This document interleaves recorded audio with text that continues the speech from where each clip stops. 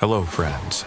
Did you know that nearly 80% of those who watch my videos aren't subscribed? If you enjoy the content, I'd truly appreciate it if you hit that subscribe button. It helps a lot. Also, don't forget to leave a like and share your thoughts in the comments. Your interaction not only supports the channel's growth, but also helps these stories reach more people. Thank you all for being here. By the way, where are you watching from? Let me know in the comments.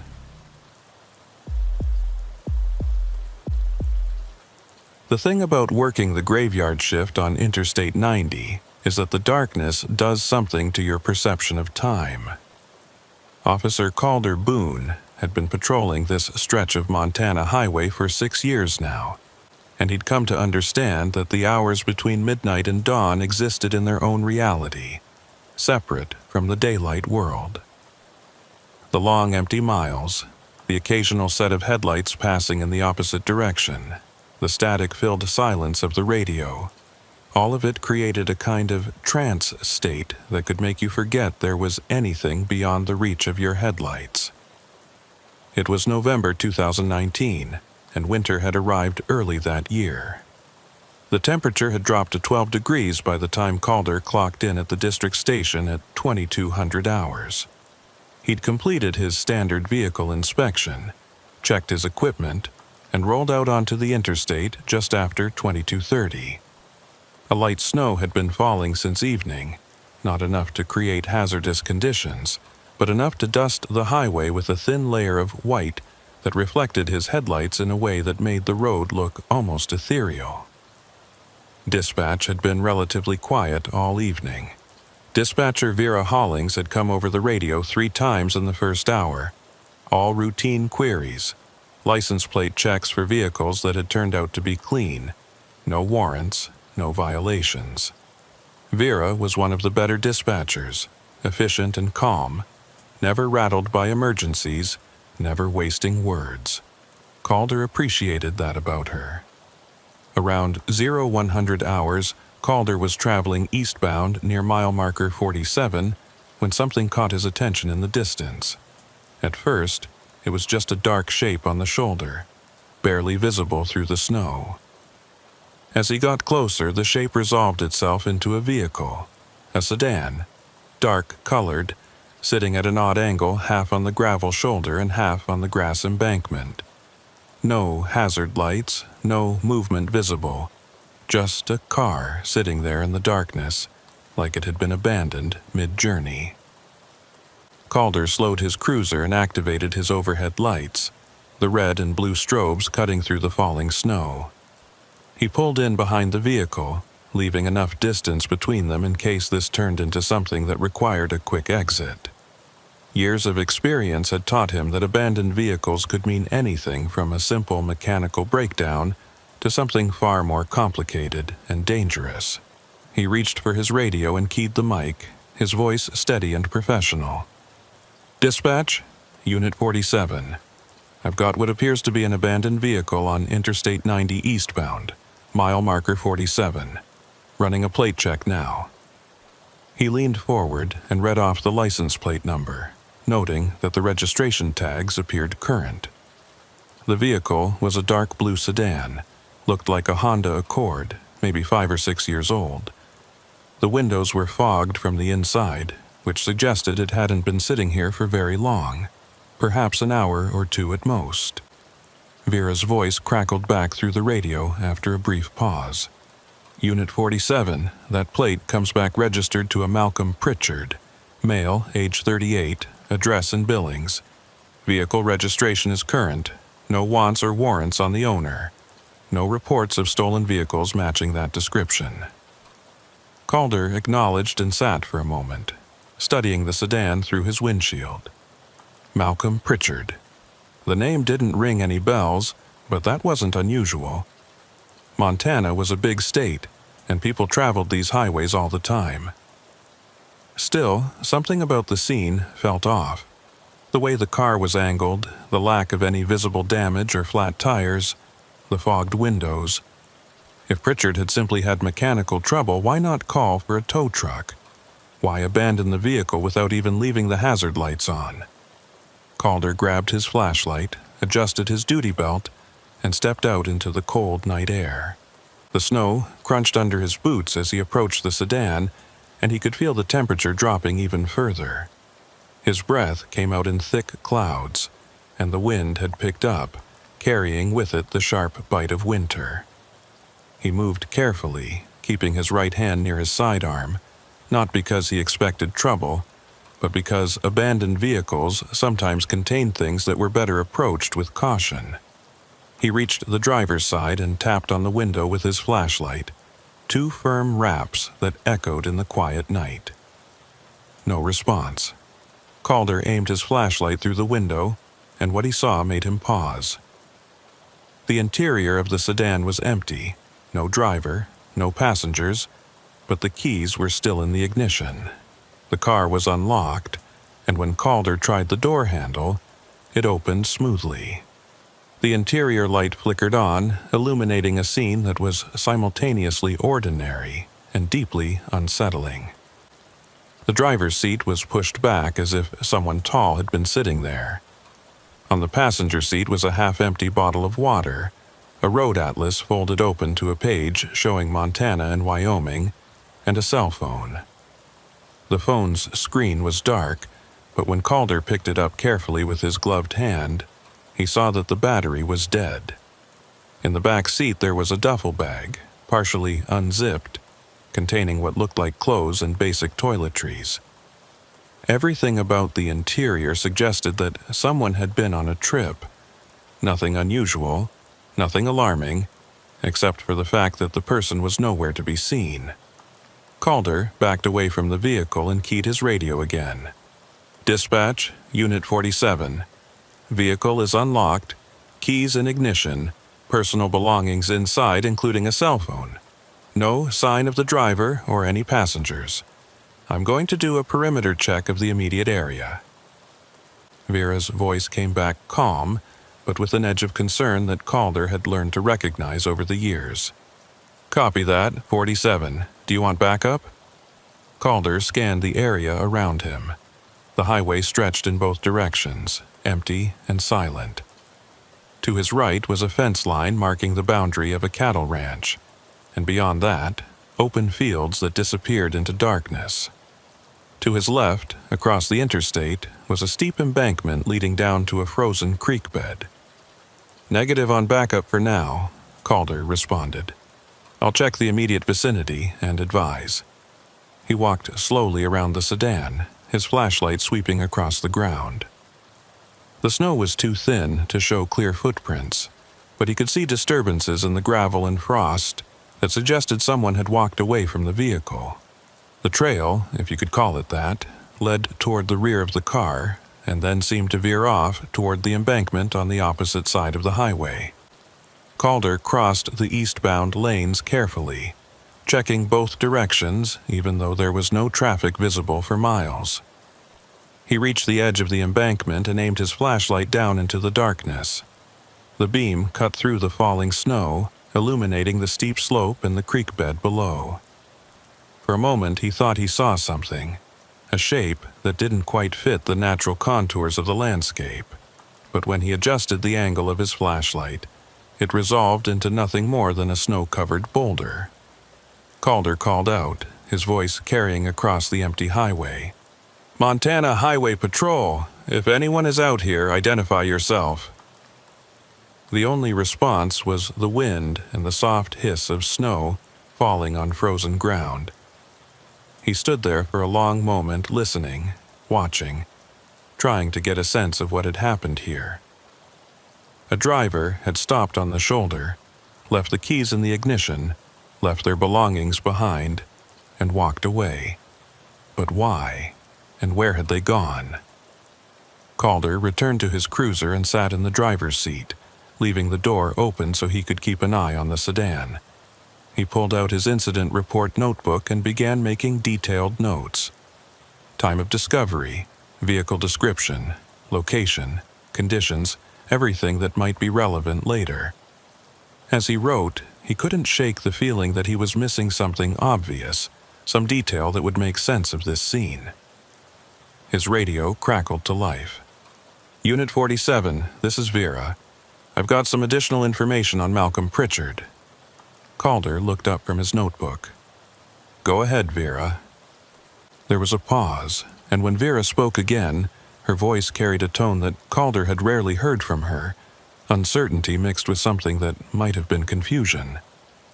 Calder, this is going to sound strange, but I'm showing Malcolm Pritchard as deceased. According to the state records, he died in a single vehicle accident on this same stretch of highway in October of 2017. The vehicle registration you're looking at should have been canceled 2 years ago. Calder felt a cold sensation that had nothing to do with the November temperature. He stared at the sedan through his windshield, at the keys hanging in the ignition, at the fogged windows that proved someone had been inside this vehicle recently. Vera, run that again. You're saying the registered owner of this vehicle has been dead for 2 years? Vera's voice was steady, but Calder could hear her double-checking her information. That's what I'm showing. Malcolm Pritchard, DOB March 15, 1981, died October 23, 2017. Single vehicle rollover on Interstate 90 near mile marker 52. He was pronounced dead at the scene. I'm looking at the accident report right now, and it's definitely the same person, same address in Billings, same vehicle registration number. Calder sat in silence, his mind trying to process what he was hearing. Mile marker 52. That was less than 5 miles from where he was sitting right now. Malcolm Pritchard had died on this highway, and now a vehicle registered to him was sitting abandoned on the shoulder with fresh signs of occupancy. Calder's training told him there had to be a logical explanation, a clerical error, a stolen vehicle that had somehow slipped through the system, something that made sense. But his instincts, those deep gut feelings that had kept him safe through 6 years of highway patrol, were screaming that something was very wrong here. Vera, I need you to pull the full accident report from 2017. I want to know everything about how Malcolm Pritchard died, who responded to the scene, what the investigation concluded, and I need you to contact Billings PD, see if anyone at Pritchard's last known address can tell us who might be driving his vehicle now. Vera acknowledged and went silent, presumably pulling up the old files. Calder stepped out of his cruiser again and walked back to the sedan. This time, he looked at it with different eyes, searching for any detail that might explain the impossible situation he'd stumbled into. He opened the driver's door again and looked more carefully at the interior. The vehicle was clean, almost too clean. There was no dust on the dashboard, no dirt on the floor mats, nothing to suggest this car had been sitting unused for 2 years. The inspection sticker on the windshield was current, dated from just 3 months ago.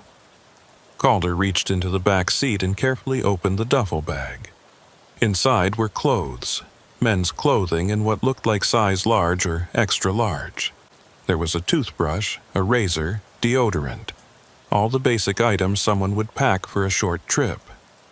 At the bottom of the bag, his flashlight caught something that made him pause. It was a photograph, old and slightly faded, showing a man standing next to this same blue sedan. The man was smiling, one hand resting on the hood of the car, and he looked to be in his mid-30s. Written on the back of the photograph in neat handwriting were the words, Malcolm, new car, 2013. Calder stared at the photograph, at the man's face, trying to understand what he was looking at. If Malcolm Pritchard had died in 2017, who had packed this bag? Who had been driving this car? And why had they left it here, on this specific stretch of highway so close to where Pritchard had died? The radio in Calder's cruiser squawked, and he heard Vera's voice calling him back. He returned to his vehicle and picked up the mic. Unit 47, go ahead. Vera's voice was strained now, and Calder could tell she'd found something in the old reports that had shaken her. Calder, I pulled the accident report from 2017. Malcolm Pritchard was traveling eastbound on Interstate 90 when his vehicle left the roadway at approximately 01:30 hours. The investigating officer was... She paused, and Calder could hear papers rustling. The investigating officer was you, Calder. You were the one who responded to the scene. Calder's blood ran cold. He sat perfectly still, his mind racing back 2 years to October 2017. He'd worked dozens of accident scenes over the years, maybe hundreds, and the details tended to blur together after a while. But as Vera spoke, fragments of memory began to surface. A cold October night, a rollover on the shoulder, a single male victim, deceased, ejected from the vehicle. He remembered the man's face, pale in the beam of his flashlight, eyes open and staring at nothing. He remembered calling it in, waiting for the coroner, filling out the endless paperwork that came with the fatal accident. And now, 2 years later, that same man's vehicle was sitting abandoned on the highway just 5 miles from where he'd died, with fresh signs that someone had been inside it within the last few hours. "Vera," Calder said slowly, choosing his words carefully, "I need you to get a supervisor on the line, and I need you to send backup to my location. I don't care if it takes an hour for them to get here. I want another unit on scene." Vera didn't question him, which Calder appreciated. "Copy that, 47. I'm calling Sergeant Hollings now, and I've got Unit 63 heading your way from the west. ETA 45 minutes. Calder acknowledged and set the mic down. He stepped out of his cruiser one more time and walked to the front of Malcolm Pritchard's sedan. He stood there in the falling snow, staring at the vehicle that shouldn't exist, at the keys that dangled from an ignition operated by hands that should have been dead for 2 years.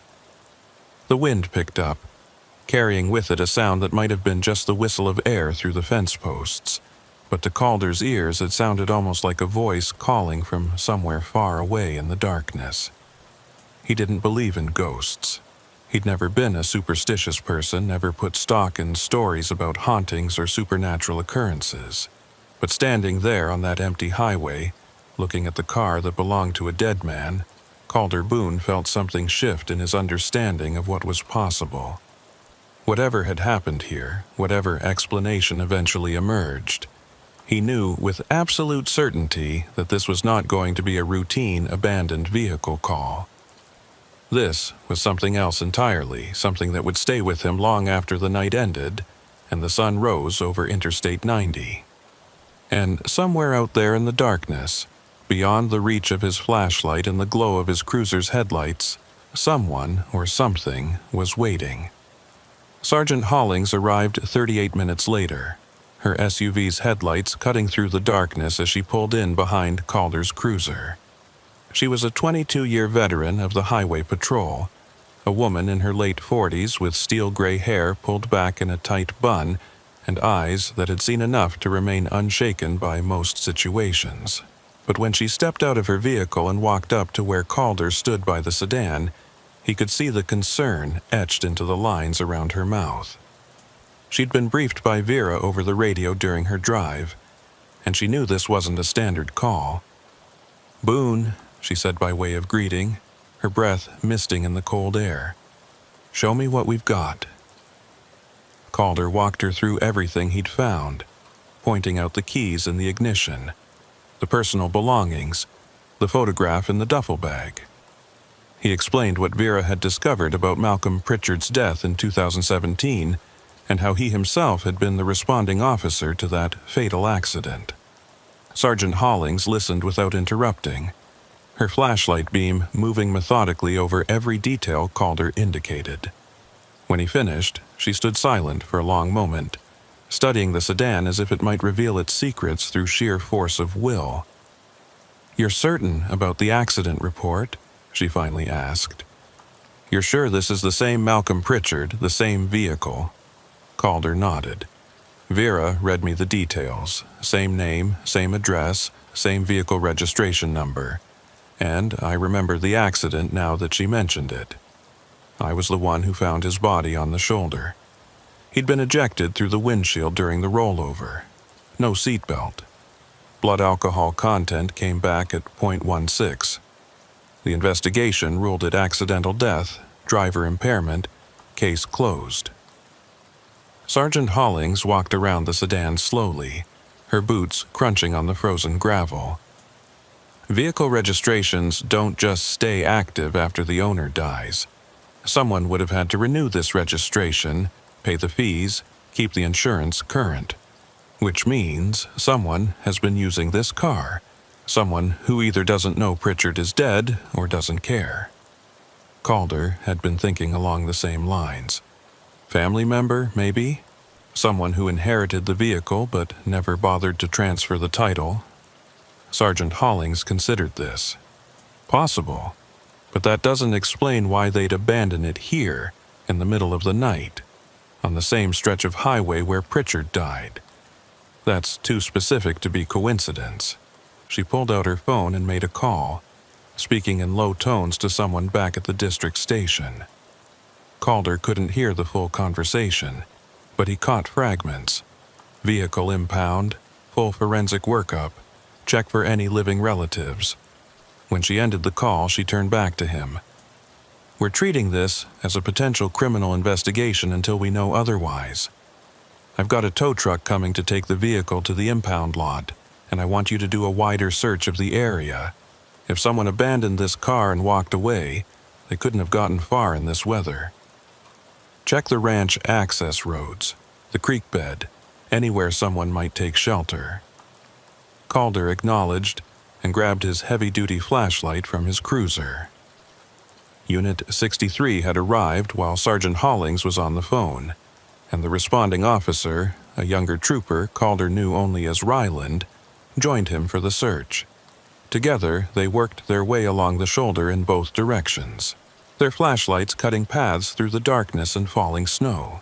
They checked the fence line where it bordered the ranch property, looking for any breaks in the barbed wire or signs that someone had climbed through. They descended the embankment to the frozen creek bed, their boots slipping on the icy rocks as they navigated the steep slope. The creek was a shallow ribbon of frozen water, its surface covered with a thin layer of snow. They followed it for a quarter mile in each direction, finding nothing but the tracks of deer and the occasional scrape marks where some animal had crossed the ice. By the time they returned to the highway, it was nearly 0300 hours, and the temperature had dropped to single digits. Calder's face was numb despite the insulated hood of his jacket, and his fingers ached inside his gloves. Sergeant Hollings was standing by her SUV speaking into her phone again. When she saw them approach, she ended the call and waved them over. "Anything?" she asked. Calder shook his head. "Nothing. No footprints, no signs of disturbance, no indication anyone walked away from this vehicle. It's like whoever was driving it just vanished." Sergeant Hollings' expression was grim. "I just spoke with a contact at Billings PD. They sent a unit to Malcolm Pritchard's last known address. The house was sold 3 months after his death in 2017. The current occupants never knew him, never heard his name. Pritchard's only living relative was a sister in Idaho. Billings PD is trying to reach her now, but it's the middle of the night and they're not getting an answer." The tow truck arrived, its yellow lights flashing as it maneuvered into position behind the sedan. The driver, a grizzled man in his 60s who'd been towing vehicles off this highway for decades, climbed out and approached Sergeant Hollings. "Where do you want this one?" he asked, glancing at the sedan with the disinterested efficiency of someone who'd seen thousands of abandoned vehicles over the years. "Impound lot at the district station," Sergeant Hollings replied. "And be careful with it. This is evidence in an ongoing investigation. Don't let anyone touch it except authorized personnel." The driver nodded and went about his work, attaching chains and slowly lifting the front end of the sedan onto the truck's flatbed. As the vehicle rose into the air, Calder found himself staring at it. at the undercarriage now exposed by the tow truck's lights. Something caught his eye, a detail he hadn't noticed before. The tires were new, or nearly new, with deep treads that showed minimal wear. The brake pads visible through the wheel wells looked recently replaced. This wasn't a car that had been sitting unused for 2 years. This was a vehicle that had been maintained, driven regularly, cared for by someone who knew what they were doing. "Sergeant," Calder called out, pointing at the tires. "Look at this. Those tires can't be more than a few months old, and the brake pads, they've been replaced recently." Sergeant Hollings moved closer, her flashlight illuminating the undercarriage. She studied it for a moment, then turned to the tow truck driver. "When you get this to the impound lot, I want you to document everything. Mileage, condition, any maintenance records you can find in the glove box. Take photographs of every surface, interior and exterior. This vehicle is telling us a story, and I want to know what it is." The driver acknowledged and finished securing the sedan. As the tow truck pulled away, its taillights disappearing into the snowy darkness, Calder felt a deepening sense of unease. Every answer they found seemed to generate 3 new questions. Malcolm Pritchard had died 2 years ago, but someone had been maintaining his vehicle, driving it, keeping it registered and insured. That someone had been on this highway tonight, had stopped at this exact location just miles from where Pritchard had crashed, and had then disappeared without a trace. Sergeant Hollings dismissed Ryland, sending him back to his patrol route, then turned to Calder. "I want you to write up a detailed report on everything that happened tonight. Every observation, every detail, no matter how insignificant it seems. And then I want you to pull the complete file on Malcolm Pritchard's 2017 accident. I want to see your original report, the coroner's findings, the accident reconstruction, all of it. There's something we're missing here, some connection we're not seeing." Calder agreed, though he was already mentally exhausted from the night's events. "You think the person driving Pritchard's car tonight was connected to him somehow? Someone who knew him when he was alive?" Sergeant Hollings was quiet for a moment, her gaze fixed on the empty spot where the sedan had been sitting.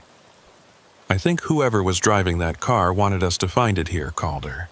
They could have abandoned it anywhere along 1,000 miles of highway, but they chose this spot, 5 miles from where Pritchard died.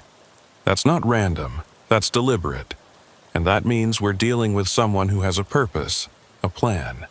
What that plan is, I don't know yet, but I intend to find out." Calder returned to the district station as the first gray light of dawn began to break over the mountains to the east. He sat at his desk in the nearly empty office, the only sounds the hum of fluorescent lights overhead and the distant rattle of the heating system struggling against the November cold. He pulled up the digital case files from 2017 and began reading through his own report from Malcolm Pritchard's accident. The details came back to him in fragments as he read. October 23, 2017. 01:43 hours. Single vehicle rollover. Interstate 90 eastbound. Mile marker 52. Vehicle had left the roadway at high speed, struck a culvert, and rolled multiple times before coming to rest on its roof. Driver ejected through the windshield. Calder had been the first to arrive, had found Pritchard's body lying in the grass 30 feet from the wreckage.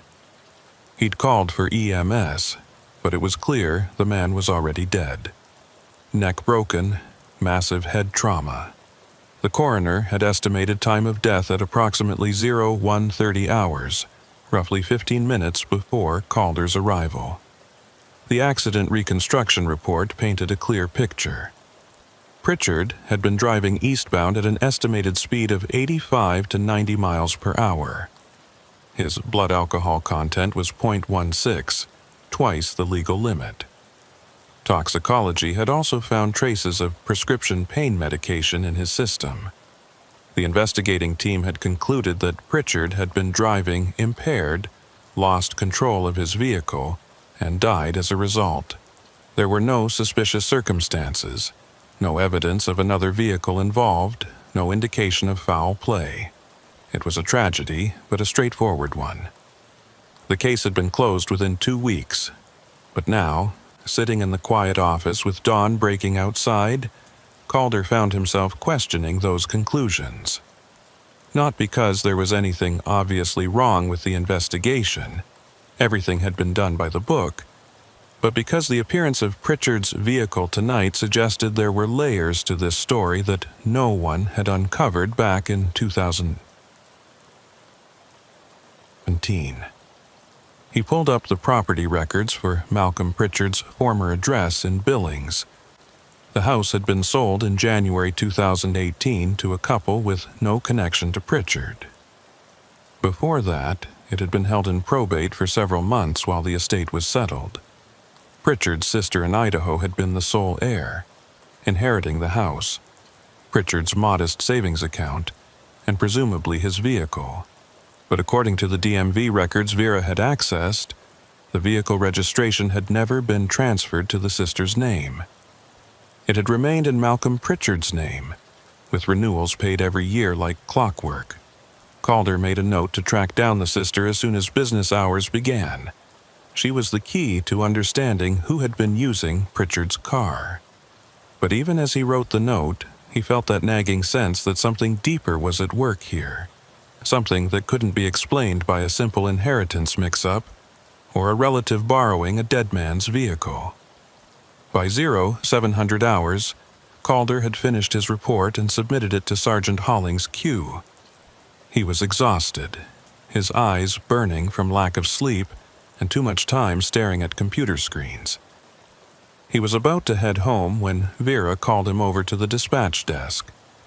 "Calder, I've got something you need to hear," she said, her voice tight with an emotion he couldn't quite identify. She gestured to her computer screen where she had pulled up a recording from the 911 system. "This call came in at 00:45 hours last night, about 15 minutes before you discovered the abandoned vehicle. I didn't make the connection until I was reviewing the call logs this morning." She clicked play, and Calder heard the scratchy recording of a phone call, the audio quality degraded by what sounded like a poor cellular connection or interference. The voice that came through the speakers was male, breathless, frightened. "I need help. I'm on Interstate 90, eastbound, near mile marker 47. Something's wrong. There's someone following me. I don't know what to do." The 911 operator's voice cut in, calm and professional. "Sir, I need you to stay calm. Can you tell me your name? Are you in a vehicle?" There was a long pause, filled with static and the sound of wind.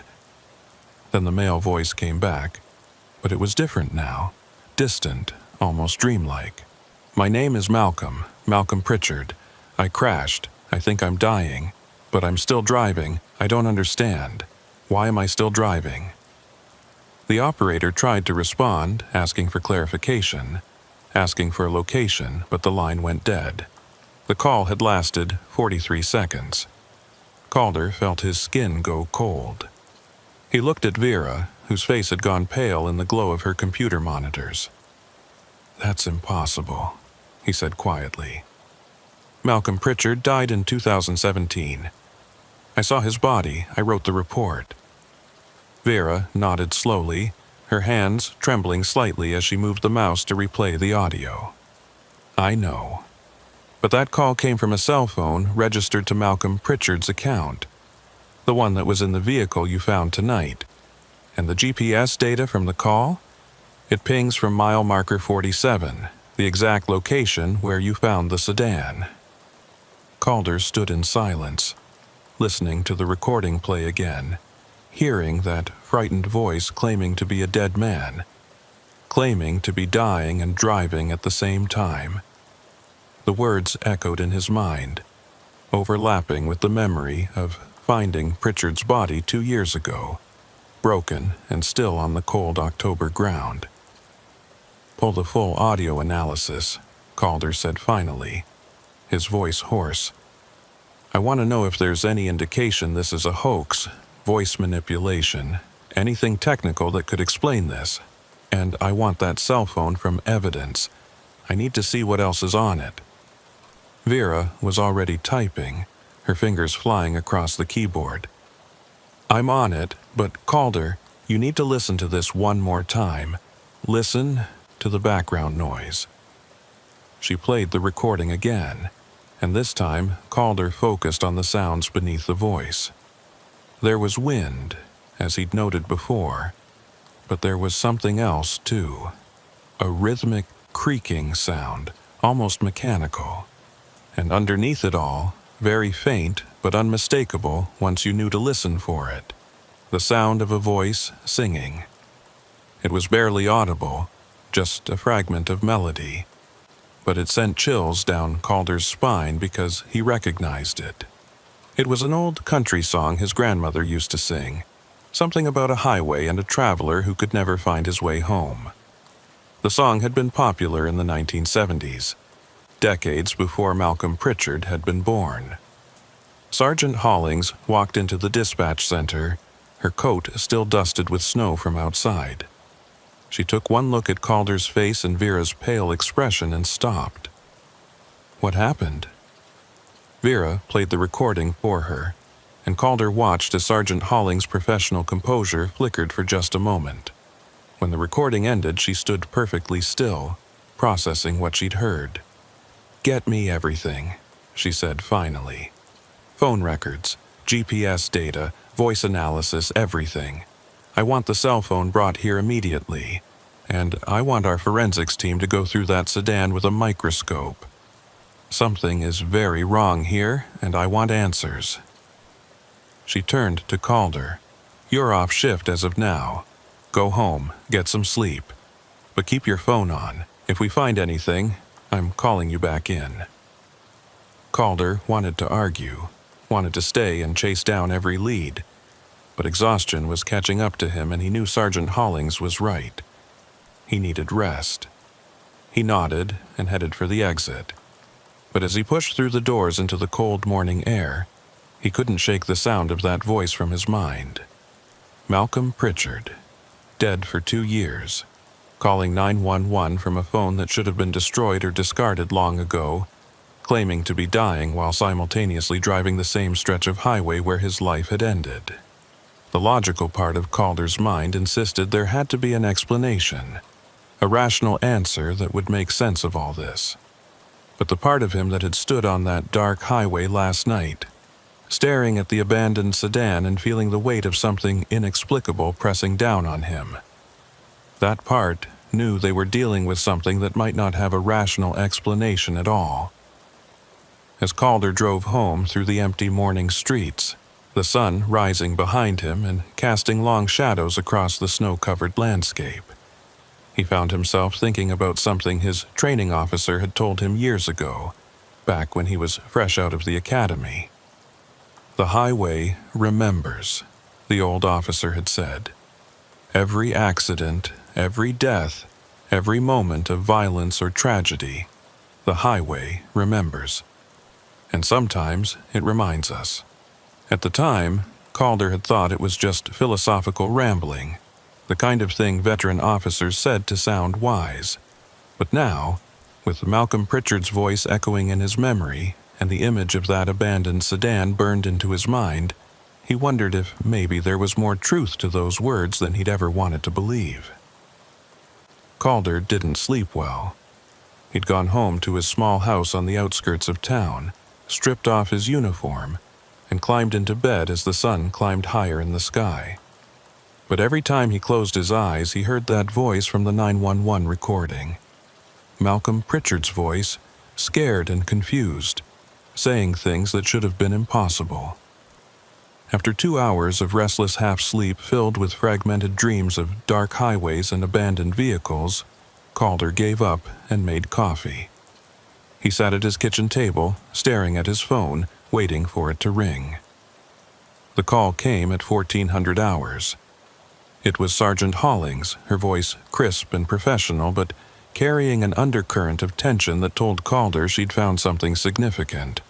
"Boone, I need you back at the station." We've got results from the forensic examination of Pritchard's vehicle, and there's something you need to see in person. How soon can you get here?"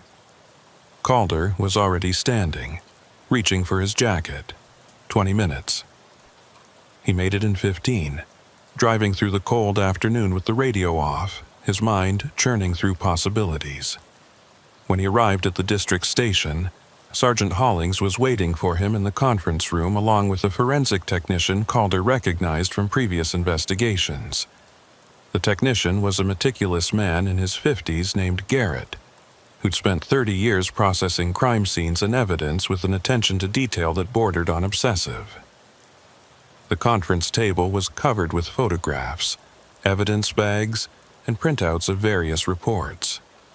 Garrett stood at the head of the table, and when Calder entered, he gestured to the materials spread before them. "Officer Boone, I've processed hundreds of vehicles over my career, but I've never seen anything quite like this one." He picked up a photograph showing the interior of Malcolm Pritchard's sedan, specifically focused on the driver's seat. The first thing that caught my attention was the condition of the vehicle. For a car that's allegedly been in use for 2 years after its owner's death, there's almost no wear pattern consistent with regular driving. The seat shows minimal compression. The steering wheel has very little hand oil buildup. The pedals are barely worn. By all physical evidence, this car has been driven maybe a dozen times in the past 2 years. Not regularly, as the maintenance records would suggest. Calder leaned forward, studying the photograph.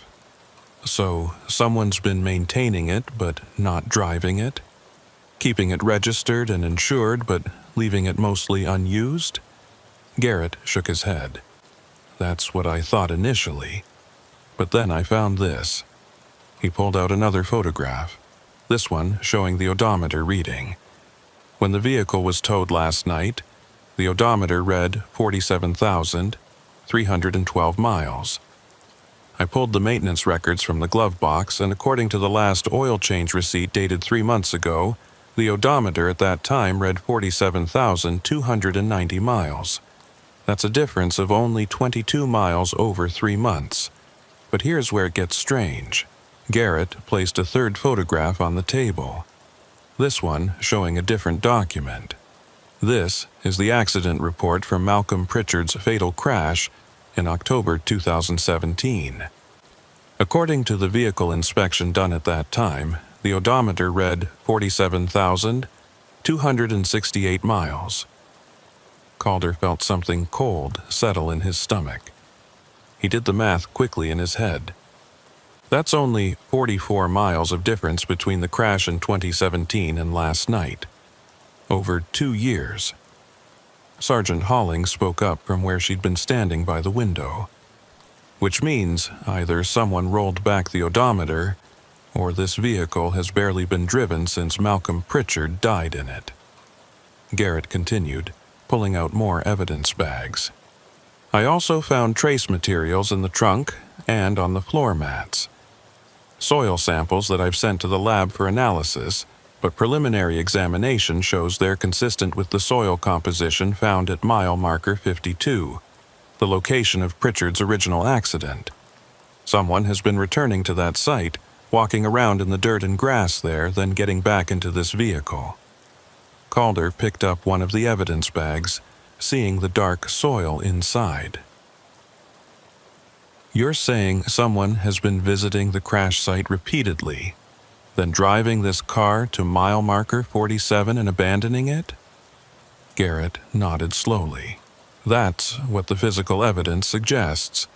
But there's more. I processed the cell phone found in the vehicle. The battery was dead when you discovered it, but I charged it and accessed the call logs. In the past 3 months, there have been exactly 7 outgoing calls from this phone. All 7 were to 911. All 7 were made from locations along Interstate 90 between mile marker 47 and mile marker 52. And all 7 were made at approximately 0130 hours, the estimated time of Malcolm Pritchard's death in 2017. The conference room fell silent. Calder looked at Sergeant Hollings. whose expression had gone carefully neutral in the way it did when she was processing information that challenged her understanding of reality. "Let me make sure I understand this correctly," Calder said slowly. "Someone has been using Malcolm Pritchard's phone to call 911 7 times over the past 3 months, always from the same stretch of highway, always at roughly the same time of night that Pritchard died. And we only have recordings of one of those calls?" Vera's voice came from the doorway, where she'd been standing quietly. Calder hadn't noticed her enter. "We have recordings of all 7 calls. I spent the morning pulling them from our archives. The first 6 were treated as dropped calls or pranks because the caller never spoke clearly enough to be understood. Just static, interference, fragments of words. But the 7th call, the one from last night, that was the first time we got clear audio." Garrett pulled out a laptop and opened an audio file. "I want you to listen to something. This is a compilation I made of all 7 calls, enhanced and filtered to remove as much background noise as possible." He pressed play, and the speakers emitted a series of recordings, each lasting less than 30 seconds. The first call was barely comprehensible, just static and what might have been breathing. The second call had more clarity, enough to hear a male voice saying something that sounded like help, before the line went dead.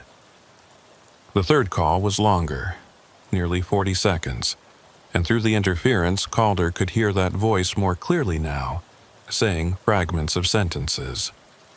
"I crashed. Can't find the road. Why is it so dark?" Each subsequent call grew clearer, as if the caller was learning how to make themselves heard through whatever barrier separated them from the living world. When the 7th call played, the one Calder had heard that morning, it was startlingly clear by comparison. Malcolm Pritchard's voice, frightened and confused, claiming to be dying while simultaneously driving. When the compilation ended, Garrett closed the laptop and looked at each of them in turn. "I'm a scientist. I deal in physical evidence, measurable data, things that can be tested and verified. But I cannot explain this. There is no technical reason why these calls should have become progressively clearer. There's no explanation for why the GPS data places each call at the exact locations along the highway.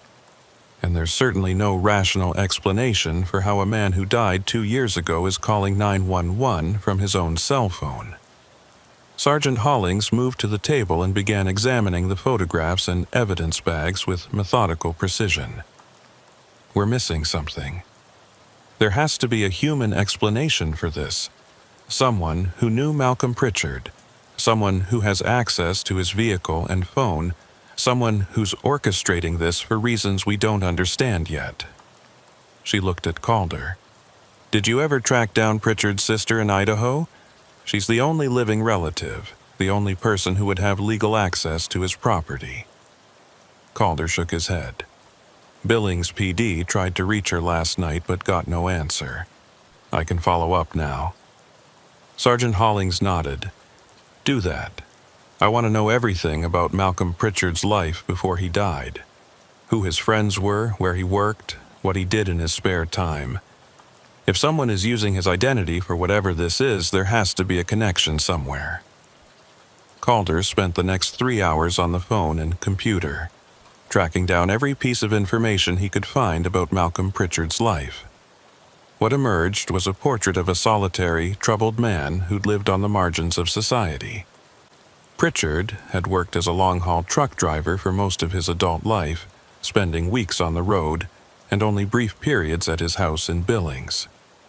He'd never married, had no children, and according to former co-workers Calder managed to reach, he'd been a loner who kept to himself and rarely socialized. His sister in Idaho, a woman named Ruth Alcott, finally returned Calder's call at 1700 hours. She sounded tired and wary, as if she'd been expecting this call but dreading it. "I haven't thought about Malcolm in a long time," Ruth said, when Calder explained why he was calling. After he died, I came to Montana to settle his estate. It took months because he'd left everything in disarray. No will, no clear instructions, just a mess of paperwork and debts. I sold his house, settled what I could, and took the rest of his belongings back to Idaho with me. I haven't been back to Montana since. Calder chose his words carefully. Mrs. Alcott, what happened to your brother's vehicle? The blue Honda sedan he was driving when he died? There was a long pause on the other end of the line. I never saw it. The police told me it had been totaled in the accident and was sold to a salvage yard. I didn't have the money to pay for storage or repairs, so I signed whatever paperwork they sent me and assumed it was crushed for scrap. Why? Is there a problem with the estate? Calder felt his pulse quicken. The vehicle is still registered in your brother's name. It hasn't been totaled or scrapped. In fact, it's been maintained and driven, the registration renewed every year. Do you know who might have access to it? Ruth's voice rose slightly, confusion mixing with concern. That's impossible. I never renewed any registration. I never even saw the car after Malcolm died. Officer, what's going on? Why are you asking about this now, 2 years later?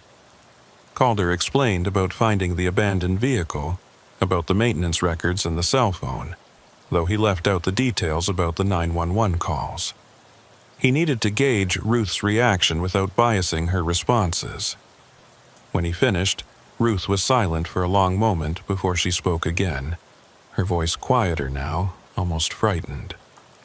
Officer Boone, there's something I never told anyone, because I thought it would sound crazy. But after Malcolm died, after I'd settled his estate and gone back to Idaho, I started receiving phone calls, always late at night, always around 1 or 1:30 in the morning. When I'd answer, there'd be no one there, just silence and static. But I'd hear breathing sometimes, and once I swear I heard Malcolm's voice saying my name. It went on for weeks, maybe a dozen calls total, and then it just stopped. I told myself it was grief, that I was imagining things, that it was just telemarketers or wrong numbers. But now you're telling me Malcolm's car is still out there, still being used, and I don't know what to think anymore. Calder made careful notes, keeping his voice steady and professional even as his mind raced. Mrs. Alcott, did your brother ever mention having problems with anyone? Disputes, arguments, anyone who might have wanted to harm him or had a grudge against him? Ruth thought for a moment. Malcolm didn't have many friends, but he wasn't the kind of person who made enemies either. He kept to himself, drove his truck, came home to an empty house. The only person he talked about with any regularity was his dispatcher, a woman he worked with at the trucking company. I think her name was Vera. He mentioned her a few times when I'd called to check on him, said she was one of the few people who treated him like a human being instead of just another driver on the roster. Calder's blood ran cold. Vera, are you certain that was her name? Ruth confirmed it, and Calder thanked her for her time before ending the call. He sat at his desk, staring at his notes, his mind making connections he didn't want to acknowledge. Vera Hollings, the dispatcher who'd been on duty last night when he found the abandoned vehicle. Vera Hollings, who'd pulled up Malcolm Pritchard's information with unusual speed. Vera Hollings, who'd been the one to discover the 911 recordings. He stood up and walked quickly to Sergeant Hollings' office where he found her reviewing the forensic reports. Sergeant, I need to ask you something about Vera. How long has she worked dispatch for the highway patrol? Sergeant Hollings looked up, surprised by the question. Vera? She's been with us for about 8 years, I think, maybe 9. Why? Calder explained what Malcolm Pritchard's sister had told him about the dispatcher named Vera who'd worked with Pritchard at the trucking company. Sergeant Hollings listened, her expression growing more serious as Calder spoke. You think our Vera knew Malcolm Pritchard before his death? That she's somehow connected to all this? Calder wasn't sure what he thought, but his instincts told him this wasn't coincidence. I think we need to ask her, carefully, without accusing her of anything, but we need to know." They found Vera at her station in the dispatch center, her fingers moving across her keyboard as she monitored radio traffic from units scattered across the district. When Sergeant Hollings approached and asked to speak with her privately, Vera's expression flickered with something Calder couldn't quite identify before settling back into her usual professional mask. They moved to a small interview room, nothing formal, just 3 chairs and a table, and Sergeant Hollings asked the question directly. "Vera, did you know Malcolm Pritchard before his death in 2017? We've learned he worked with a dispatcher named Vera at a trucking company, and we need to know if that was you." Vera was silent for a long moment, her hands folded in her lap, her eyes fixed on the table. When she finally spoke, her voice was quiet but steady. "Yes, I knew Malcolm. I worked at Mountain Freight Logistics from 2014 to 2016. Malcolm was one of the drivers on my roster. We talked regularly whenever he was on the road and needed routing information or weather updates. He was a good driver, reliable, never caused problems." She looked up, meeting Sergeant Hollings' gaze. "When he died, I was devastated. I'd left the trucking company 6 months earlier to work for the highway patrol, but I still considered Malcolm a friend. When I heard about his accident, I went to his funeral. I was one of maybe 5 people there. That's when I met his sister Ruth." Calder leaned forward. "Why didn't you say anything last night when we ran Malcolm Pritchard's name? You had to have recognized it." Vera's eyes moved to Calder, and he saw pain there, old and deep. "Because I didn't want to believe it was his car. When you called in that plate and his name came up, I thought there must be a mistake, that the system was showing old records. But then I saw the accident report, saw that you'd been the one to respond to his death, and I couldn't ignore it anymore. That's when I started digging deeper, when I found the 911 calls." She paused, her voice dropping lower. "Malcolm didn't deserve to die alone on that highway. He was a good person who'd been dealt a hard life. After his funeral, I tried to honor his memory the only way I knew how, by doing my job well, by making sure other people didn't die alone on these roads." Sergeant Hollings' voice was gentle but firm. "Vera, we need to know if you've had any contact with Malcolm's vehicle or his phone since his death. Any interaction at all, even if it seems insignificant." Vera shook her head emphatically. "No, nothing. I didn't even know his car still existed. I assumed it had been destroyed in the accident or sold for parts. I certainly never touched his phone or his belongings. After the funeral, I tried to move on, tried to separate my memories of Malcolm from my work here. But when those 911 calls started coming in 3 months ago, when I heard that voice, I knew something was wrong. I couldn't explain it, still can't, but I knew." Calder exchanged a glance with Sergeant Hollings. Vera's explanation seemed genuine, and there was no evidence to suggest she'd been involved in whatever was happening with Pritchard's vehicle. But her connection to the dead man added another layer of complexity to an already inexplicable situation. "Vera," Calder said carefully, "when you knew Malcolm, did he ever talk about Interstate 90? Did he have any particular attachment to that road? Any reason he'd be on it regularly?" Vera thought for a moment, then nodded slowly. "He drove it all the time. It was part of his regular route from Billings to Spokane. He'd make that run 2 or 3 times a month. But there was one stretch he always mentioned, between mile markers 45 and 55. He said it felt wrong there.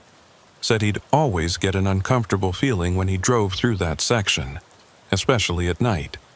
He called it the dead zone, said his radio would cut out. His phone would lose signal, and he'd feel like he was being watched. I thought he was just being superstitious, drivers often are, but he was genuinely bothered by it." the dead zone. Mile markers 45 to 55. The exact area where Pritchard's vehicle had been found abandoned, where he'd died in 2017, where 7 911 calls had been placed from his phone over the past 3 months. Calder felt the pieces of the puzzle shifting, forming a pattern he still couldn't fully see but could sense lurking just beyond his comprehension. Sergeant Hollings stood up. "All right, Vera, thank you for your honesty. I don't believe you're involved in whatever this is, but if you remember anything else about Malcolm, anything he said or did that might help us understand what's happening, I need you to tell us immediately." Vera nodded and returned to her post, leaving Calder and Sergeant Hollings alone in the interview room. "What do you think?" Sergeant Hollings asked. Calder rubbed his face, exhaustion and frustration warring inside him. "I think Malcolm Pritchard died on a stretch of highway he believed was haunted or cursed or something. I think his vehicle and phone are somehow still active, still making calls, still showing up in the exact area where he felt most uncomfortable when he was alive. And I think we're not dealing with a human perpetrator here, Sergeant. I think we're dealing with something else entirely." Sergeant Hollings didn't dismiss his words, which told Calder more about how seriously she was taking this than any verbal acknowledgement could have. "Tonight," she said finally, "I want you back on patrol. Same shift, same route. If another 911 call comes in from that phone, if that vehicle appears again, I want you there immediately. We're going to figure this out, Boone, one way or another." As Calder prepared for his shift that evening, gearing up in the locker room and checking his equipment, he found himself thinking about Malcolm Pritchard's lonely funeral, about a man who'd driven the highways for years and died without anyone truly knowing him. He thought about Vera, who'd tried to honor a friend's memory by doing her job well. And he thought about that stretch of Interstate 90, the dead zone, where something had gone wrong enough to trap a man's final moments in an endless loop of confused terror. When Calder pulled out of the station and headed toward Interstate 90 as darkness fell, he knew with absolute certainty that this night would bring answers. Whether those answers would be ones he could accept, or ones that would shatter his understanding of reality, he couldn't say. But he was going to face whatever waited for him in the dead zone, because that was what the badge required, and because Malcolm Pritchard, whoever or whatever he was now, deserved someone to bear witness to his suffering. Calder clocked in at 2200 hours, the same time as the previous night, and the ritual of preparation felt different this time. Every action, checking his sidearm, testing his radio, inspecting the cruiser, carried a weight of anticipation that bordered on dread. He wasn't responding to a routine call or hunting for speeders on a quiet highway. He was driving into the dead zone, into whatever inexplicable phenomenon had trapped Malcolm Pritchard's final moments in an endless repetition. Sergeant Hollings had briefed him before his shift, her instructions clear and precise.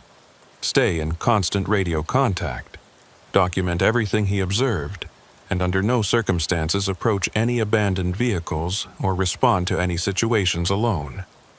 Backup would be positioned at both ends of the 10-mile stretch between markers 45 and 55, ready to move in if needed.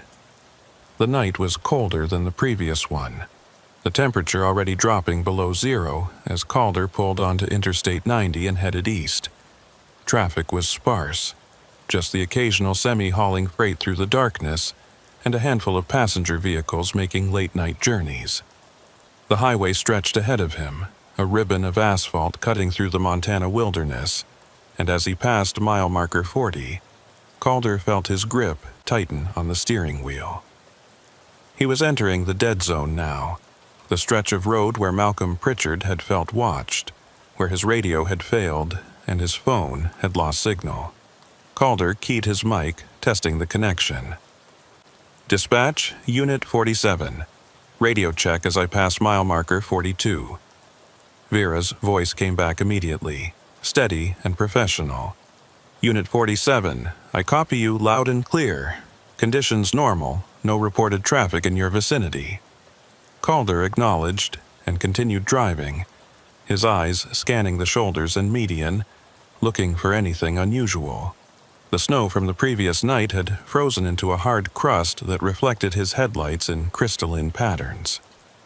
The landscape was beautiful in a desolate way, but Calder couldn't shake the feeling that something was fundamentally wrong with this stretch of highway. It wasn't anything he could point to specifically, just an ambient sense of wrongness that seemed to emanate from the road itself. As he approached mile marker 47, the location where he'd found Pritchard's sedan the night before, Calder slowed. The shoulder was empty now, just frozen gravel and disturbed snow where the vehicle had been sitting.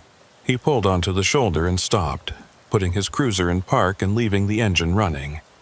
He sat there for several minutes, watching and listening.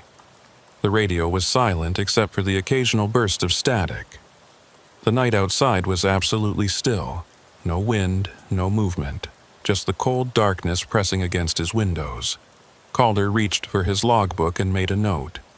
00:15 hours, mile marker 47, no activity observed.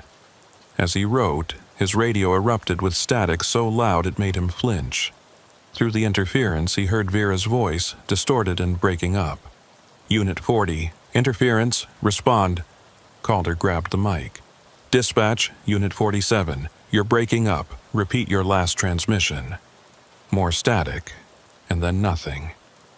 The radio went completely silent, not even the background hiss of an open channel. Calder tried again, keying the mic multiple times, but there was no response. His radio had gone dead. He reached for his cell phone, but the screen showed no signal, 0 bars, as if he'd driven into a complete communications blackout. Calder felt his pulse quicken but forced himself to remain calm. This was what Malcolm Pritchard had described, what Vera had told him about.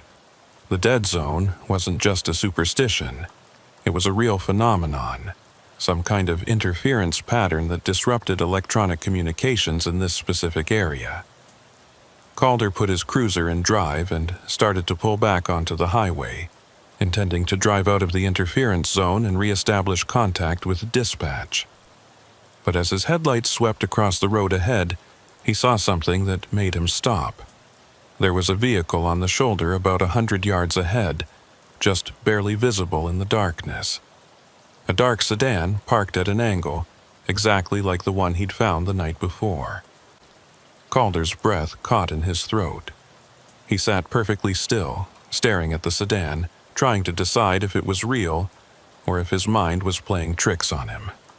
But no, it was definitely there, solid and physical, sitting on the shoulder with no lights, no movement.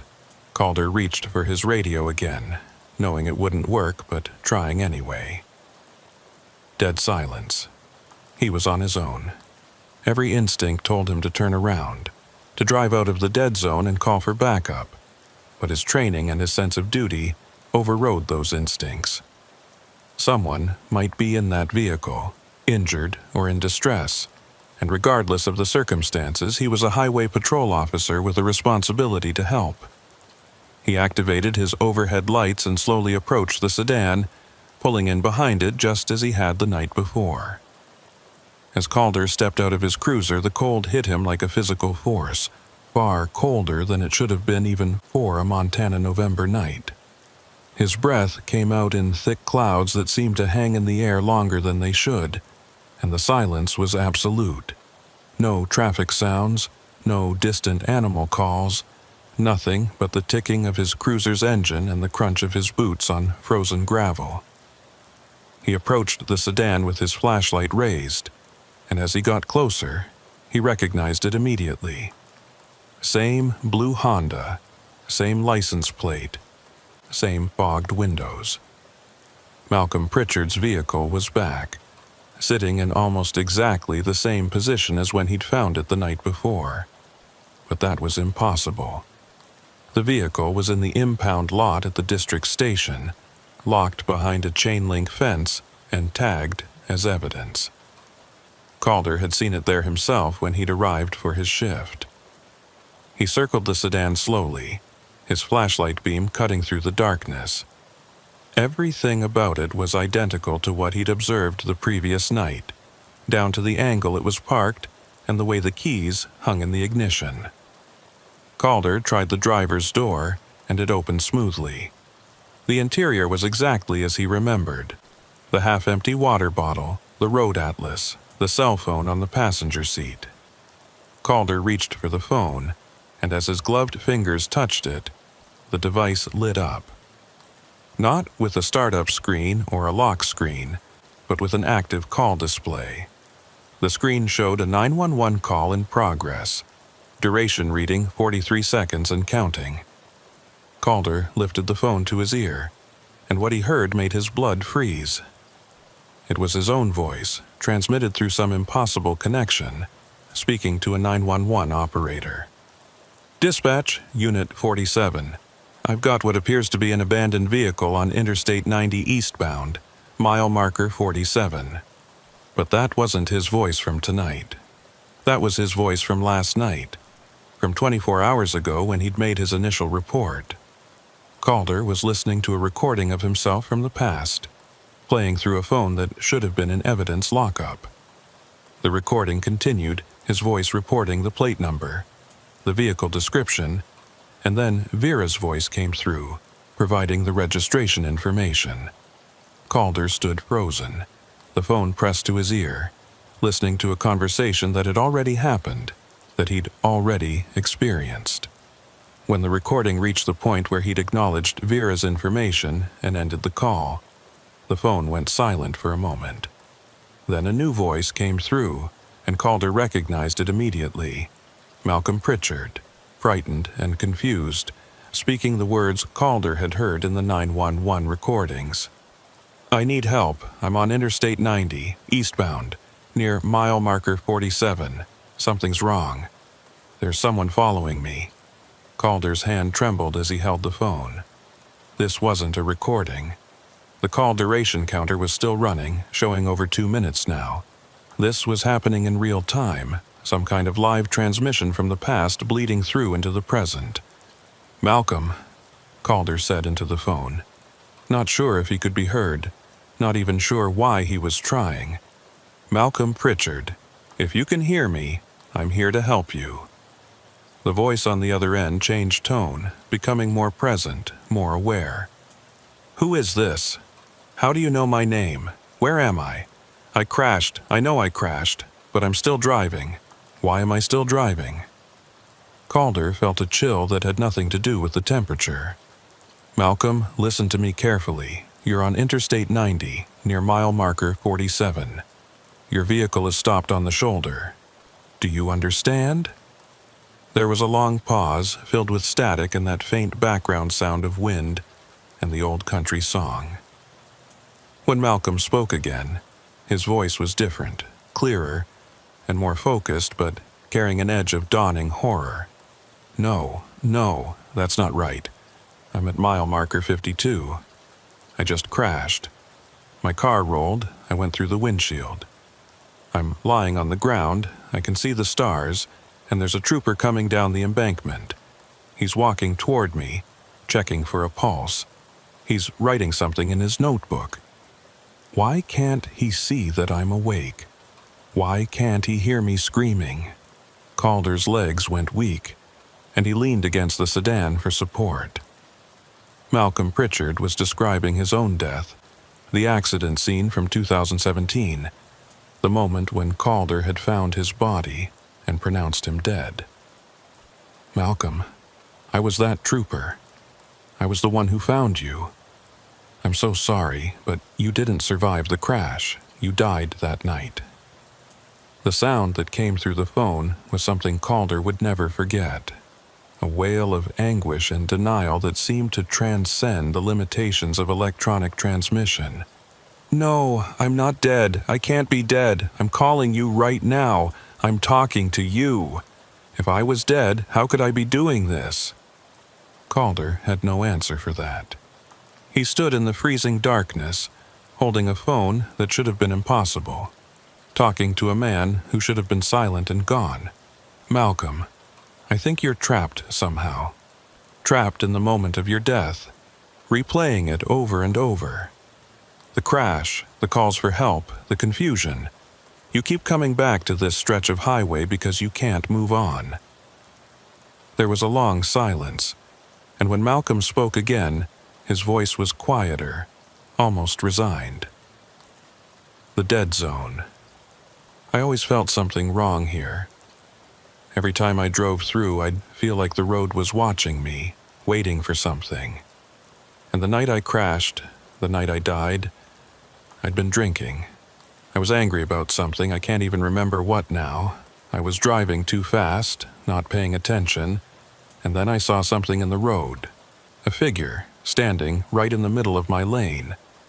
I swerved, lost control, and then everything went dark. But I never left. I've been here the whole time, haven't I? Driving this same stretch of road, crashing at mile marker 52, calling for help at mile marker 47, over and over and over. Calder closed his eyes, the weight of what he was experiencing pressing down on him. Yes, I think that's what's happening, and I don't know how to help you. I don't know how to stop this. Malcolm's voice became urgent. The figure in the road, it's still here, every time I make this drive. Every time I repeat this loop, I see it standing at mile marker 52, waiting for me. I think it's what's keeping me here. I think it wants something from me, but I don't know what. Before Calder could respond, his radio suddenly crackled to life, Vera's voice coming through clear and loud. Unit 47, what is your status? You've been silent for over 8 minutes. Please respond immediately. Calder grabbed his radio mic, the phone still pressed to his other ear. Dispatch, I'm at mile marker 47. I found the vehicle again. I'm currently, he paused, not sure how to explain what was happening. I'm in contact with Malcolm Pritchard. There was a stunned silence from Vera, and then Sergeant Holling's voice cut in. Boone, backup is on the way. Do not do anything until they arrive. That's an order. But Calder was looking at the sedan now, at the keys hanging in the ignition, and a terrible understanding was forming in his mind. If Malcolm Pritchard was trapped in a loop, repeating his final drive from Billings toward Spokane, then the loop always ended at mile marker 52 where he crashed. And if the figure Malcolm had seen was still there, still waiting, then maybe the only way to break the loop was to confront it. Malcolm, Calder said into the phone, I'm going to drive to mile marker 52. If the figure is there, if that's what's keeping you trapped, I'm going to face it. Malcolm's voice rose in panic. No, don't go there. It's not safe. Every time I reach that point, everything resets, and I'm back at the beginning, driving toward it again. If you go there, you might get trapped too. But Calder was already moving, climbing back into his cruiser and putting it in gear. He could hear Sergeant Hollings on the radio, ordering him to stand down, to wait for backup. But something deeper than duty was driving him now. Malcolm Pritchard had been alone when he died. Alone in his confusion and fear, and he'd been alone for 2 years in this nightmare repetition. Calder wasn't going to let him be alone anymore. He drove east on Interstate 90, his speedometer climbing past 70, past 80. The landscape blurred on either side of him, and the air inside his cruiser seemed to grow colder with each passing mile. As he approached mile marker 52, he saw it. A figure standing in the middle of the eastbound lane, exactly as Malcolm had described. It was humanoid in shape, but wrong in ways that hurt to look at directly, as if it existed slightly out of phase with reality. Calder slowed as he approached, his headlights illuminating the figure. It didn't move, didn't react to the approaching vehicle, just stood there waiting. Calder stopped the cruiser about 50 feet away and stepped out. his hand instinctively moving to his sidearm, though he knew it would be useless against whatever this thing was. The figure turned toward him, and Calder saw that it had no face, just a smooth expanse where features should have been. When it spoke, the voice came from everywhere and nowhere, resonating in Calder's chest rather than his ears. "You are not the one we wait for. You should not be here." Calder forced himself to take a step forward. "I'm here for Malcolm Pritchard. Whatever you're doing to him, whatever debt you think he owes, I'm asking you to release him. Let him move on." The faceless figure tilted its head, a gesture that seemed almost curious. He crossed the boundary drunk and reckless, spilling life force on ground that was already hungry. The highway remembers. The highway keeps what is given to it. This has always been the way. Calder felt rage building inside him, pushing back against the fear. He made a mistake. He was human, and humans make mistakes. That doesn't give you the right to torture him for eternity. The figure was silent for a long moment, and then it raised one arm, pointing back the way Calder had come. There are others who have crossed the boundary, others who feed the hunger. Malcolm Pritchard is not alone in his loop. Go to mile marker 45. See what the highway keeps. See what we have collected. Before Calder could respond, the figure dissolved into mist, and the temperature dropped even further.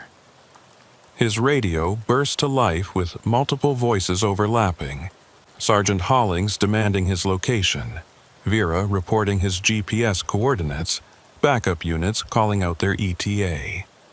But Calder barely heard them.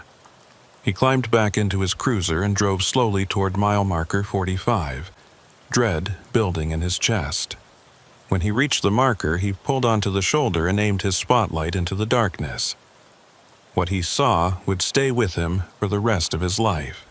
There were vehicles scattered along the shoulder and into the median, dozens of them, all at odd angles as if they'd been abandoned in the middle of frantic escapes.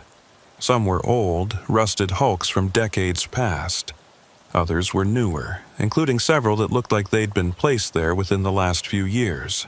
And around each vehicle, visible only in the harsh glare of his spotlight, were figures. Translucent, barely there, but unmistakably present. People trapped like Malcolm, endlessly repeating their final moments. Calder sat frozen in his cruiser, staring at the collection of the lost and forgotten, the ones the highway had kept. How many accidents had occurred in this dead zone over the years? How many drivers had died here, their final moments captured and replayed endlessly? The scale of it was overwhelming, incomprehensible. His radio crackled. "Unit 47, backup is now at your location." Calder looked in his rearview mirror and saw 2 patrol vehicles approaching with lights flashing. Sergeant Hollings climbed out of the lead vehicle and approached Calder's cruiser. When she saw his face, her expression shifted from anger to concern. "Boone, what happened? What did you see?" Calder tried to find words, but they wouldn't come. He simply pointed toward the median, toward the collection of vehicles, and the ghostly figures that surrounded them. Sergeant Hollings looked, and for a long moment she was silent. Then she keyed her radio. "Dispatch, this is Sergeant Hollings. I need every available unit to mile marker 45 on Interstate 90, eastbound. And I need someone from the state archives to pull accident records for this section of highway, going back as far as records exist. I want to know about every fatal accident, every missing person report, every unexplained vehicle abandonment in this area. All of it." Over the next several hours, as dawn began to break over the mountains and more units arrived, the full scope of what they discovered became clear.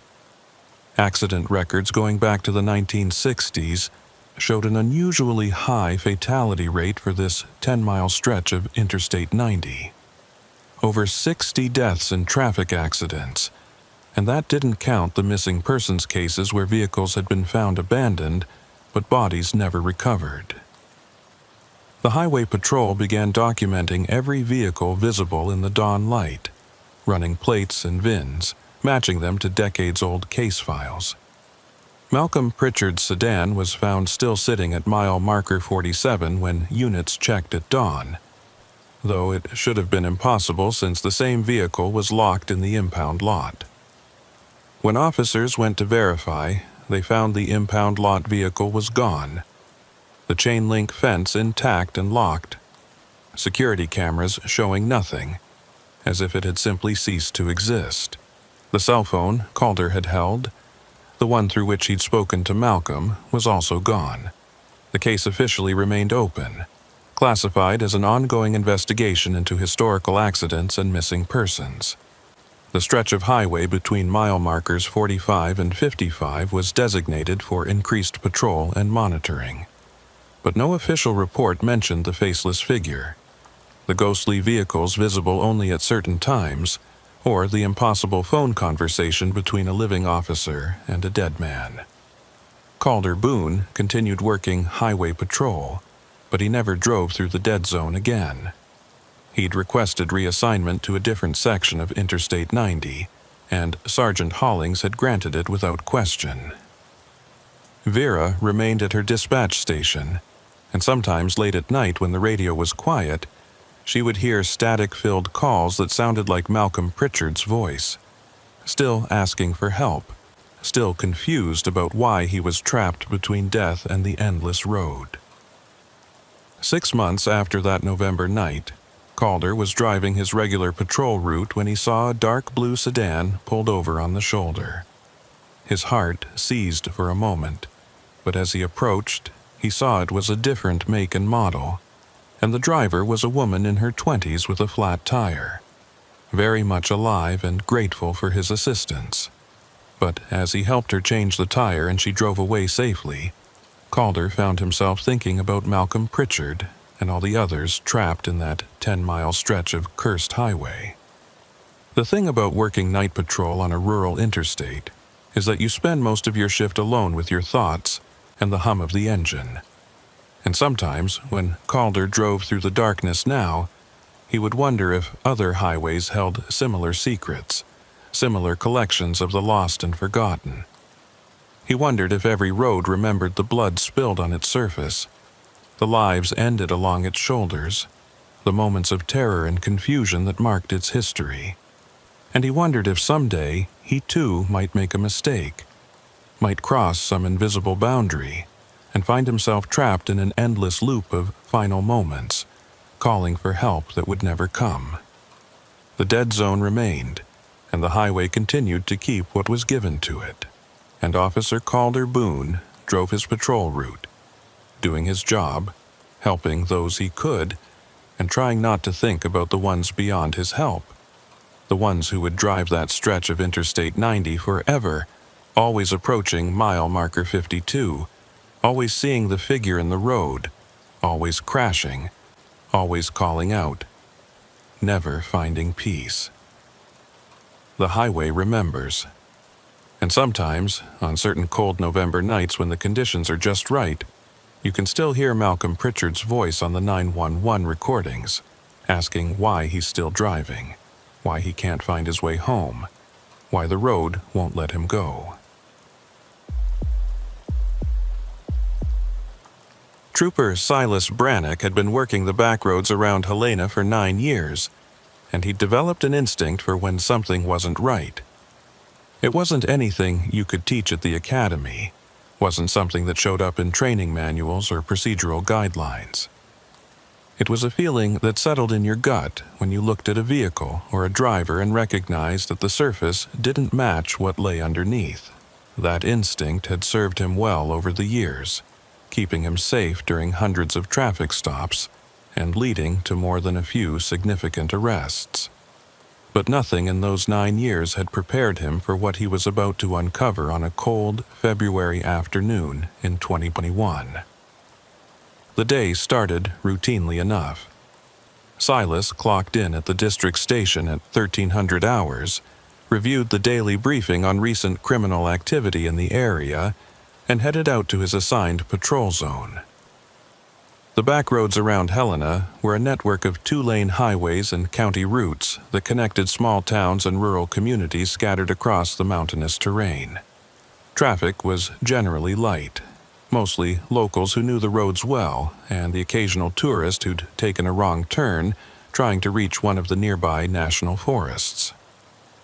Silas preferred this assignment to the interstate patrol.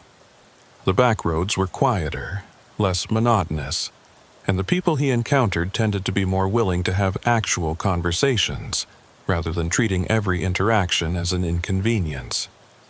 By 1500 hours, Silas had made 3 routine stops: a pickup truck with a broken taillight, a sedan doing 45 in a 35 zone through the small town of Marysville, and a delivery van with expired registration tags. All 3 had resulted in warnings rather than citations, and Silas was feeling generous about it.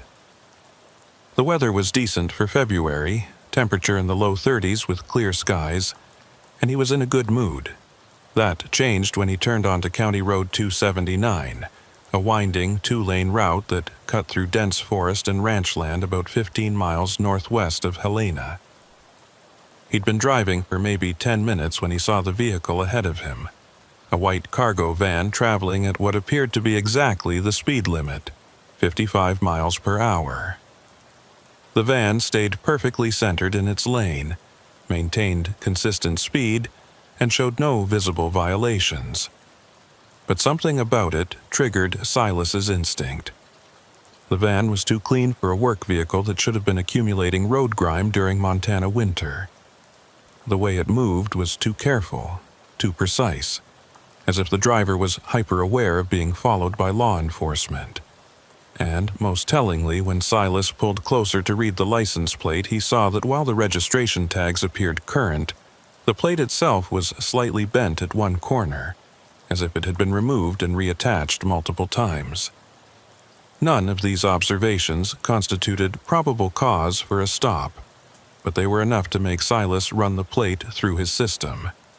He called it into dispatch, reading off the numbers and letters, and waited while the database search ran. The response came back within 30 seconds. The plate was registered to a 2018 white cargo van, which matched what he was following, but the registered owner's address was listed in Butte, nearly 70 miles south. Not impossible for the vehicle to be this far from home, but combined with everything else, it added to Silas's suspicion. He decided to initiate a stop. Silas activated his overhead lights and the van's brake lights came on immediately. The driver pulled onto the shoulder smoothly, no hesitation, no attempt to flee or argue. That should have reassured Silas, but instead it made him more cautious.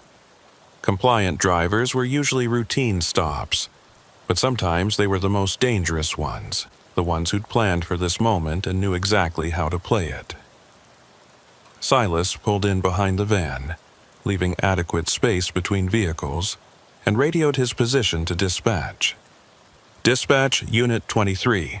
I'm 1027 on County Road 279, approximately mile marker 8. Single occupant visible in a white cargo van, running a routine traffic stop. Dispatch acknowledged, and Silas took a moment to observe before exiting his cruiser. The van's engine was still running, and he could see the driver's silhouette through the rear windows, sitting perfectly still with hands visible on the steering wheel. Textbook behavior for someone who'd been stopped before and knew the drill. Silas stepped out of his cruiser and approached the driver's side of the van, his right hand resting casually near his sidearm. As he got closer, he made mental notes about the vehicle. The cargo area windows were tinted darker than standard factory tint, making it impossible to see what was being transported. The rear bumper had scrape marks suggesting the van had been backed into loading docks or tight spaces repeatedly, and there was a faint chemical smell emanating from the vehicle, something sharp and industrial that Silas couldn't immediately identify. He reached the driver's window and tapped on it with his knuckles.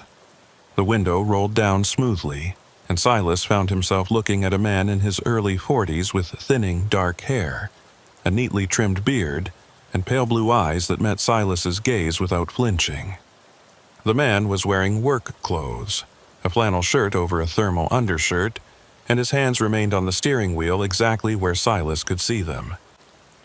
"Afternoon, sir," Silas said, keeping his tone professional and neutral. "I'm Trooper Brannick with the Montana Highway Patrol. The reason I pulled you over today is I noticed your license plate appears damaged, and I wanted to verify your registration is current. Can I see your driver's license, registration, and proof of insurance, please?" The man nodded slowly, his expression calm and cooperative. "Of course, officer. License is in my wallet. Registration and insurance are in the glove box. I'm going to reach for my wallet now." His voice was steady, unremarkable, the kind of voice that wouldn't stand out in a crowd. He moved deliberately, pulling his wallet from his back pocket and extracting his driver's license. Silas took it and examined it under his flashlight. The name read Corbett Dane, age 42, address in Butte matching the vehicle registration.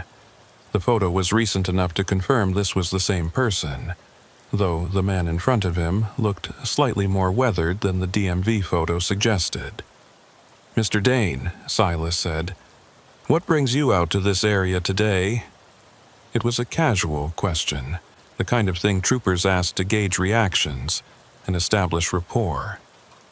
Corbett's response came without hesitation. "I'm making deliveries for a small manufacturing company. We produce cleaning supplies and industrial chemicals.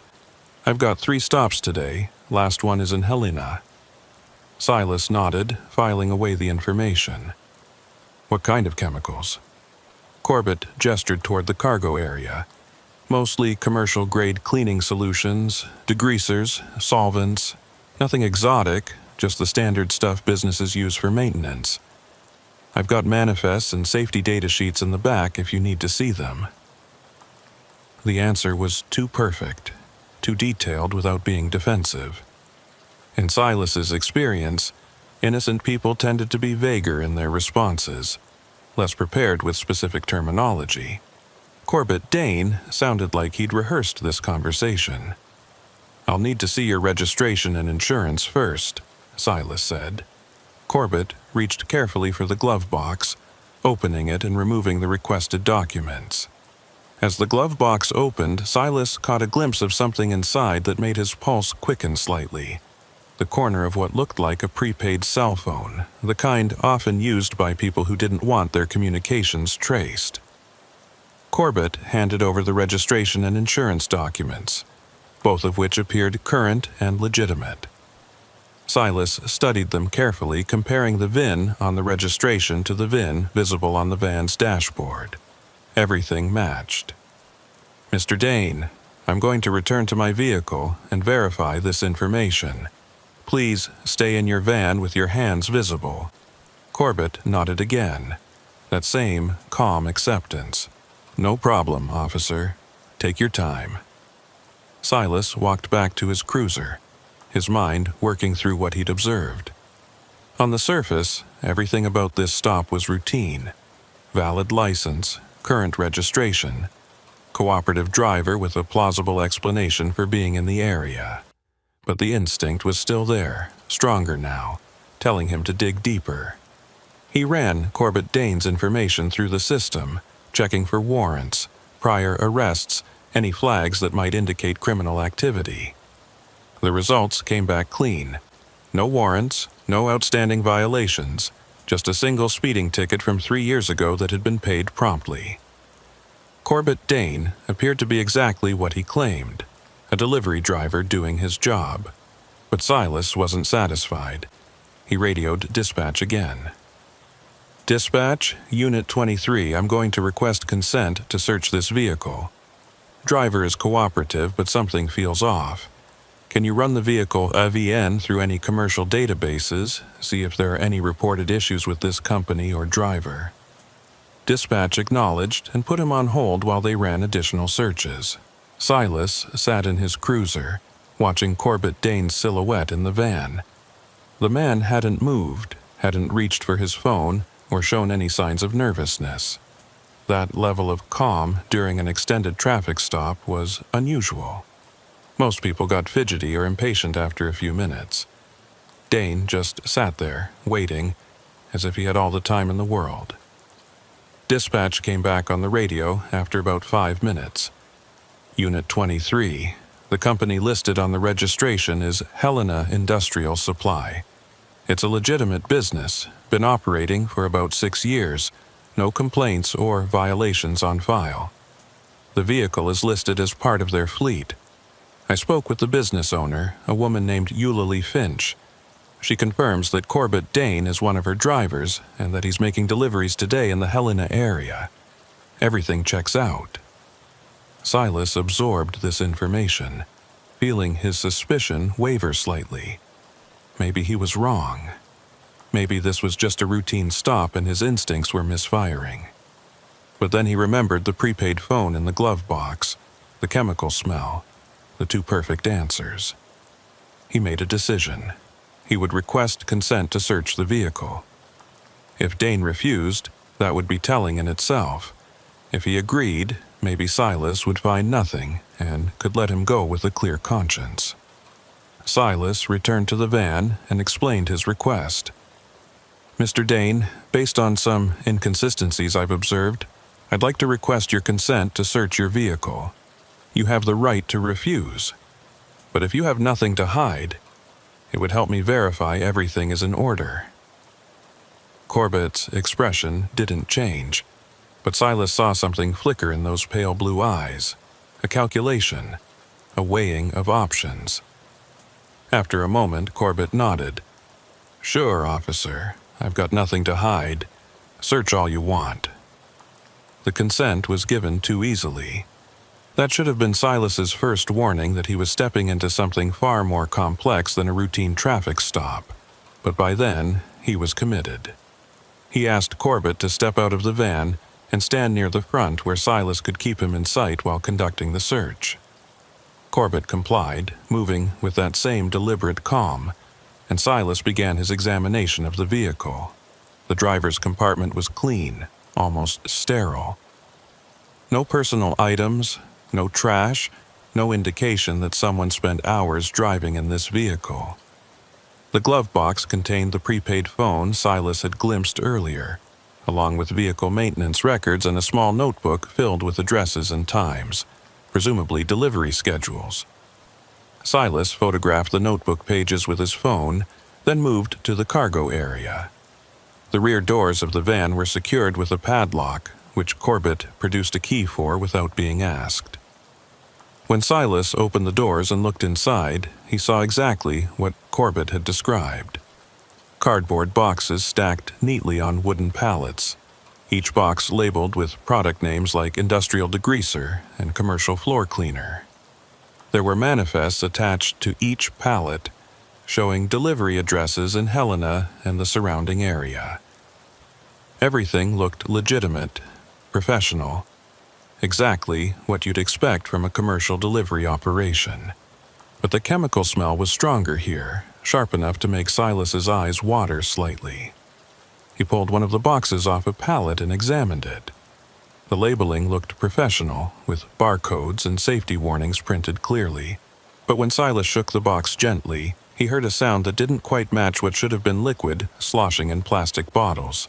It was more of a rattling sound, like something solid shifting inside. "Mr. Dane," Silas called out, "I'm going to open one of these boxes to verify the contents match the manifest. That okay with you?" Corbett's voice came back steady as ever. "Go ahead, officer. Like I said, nothing to hide."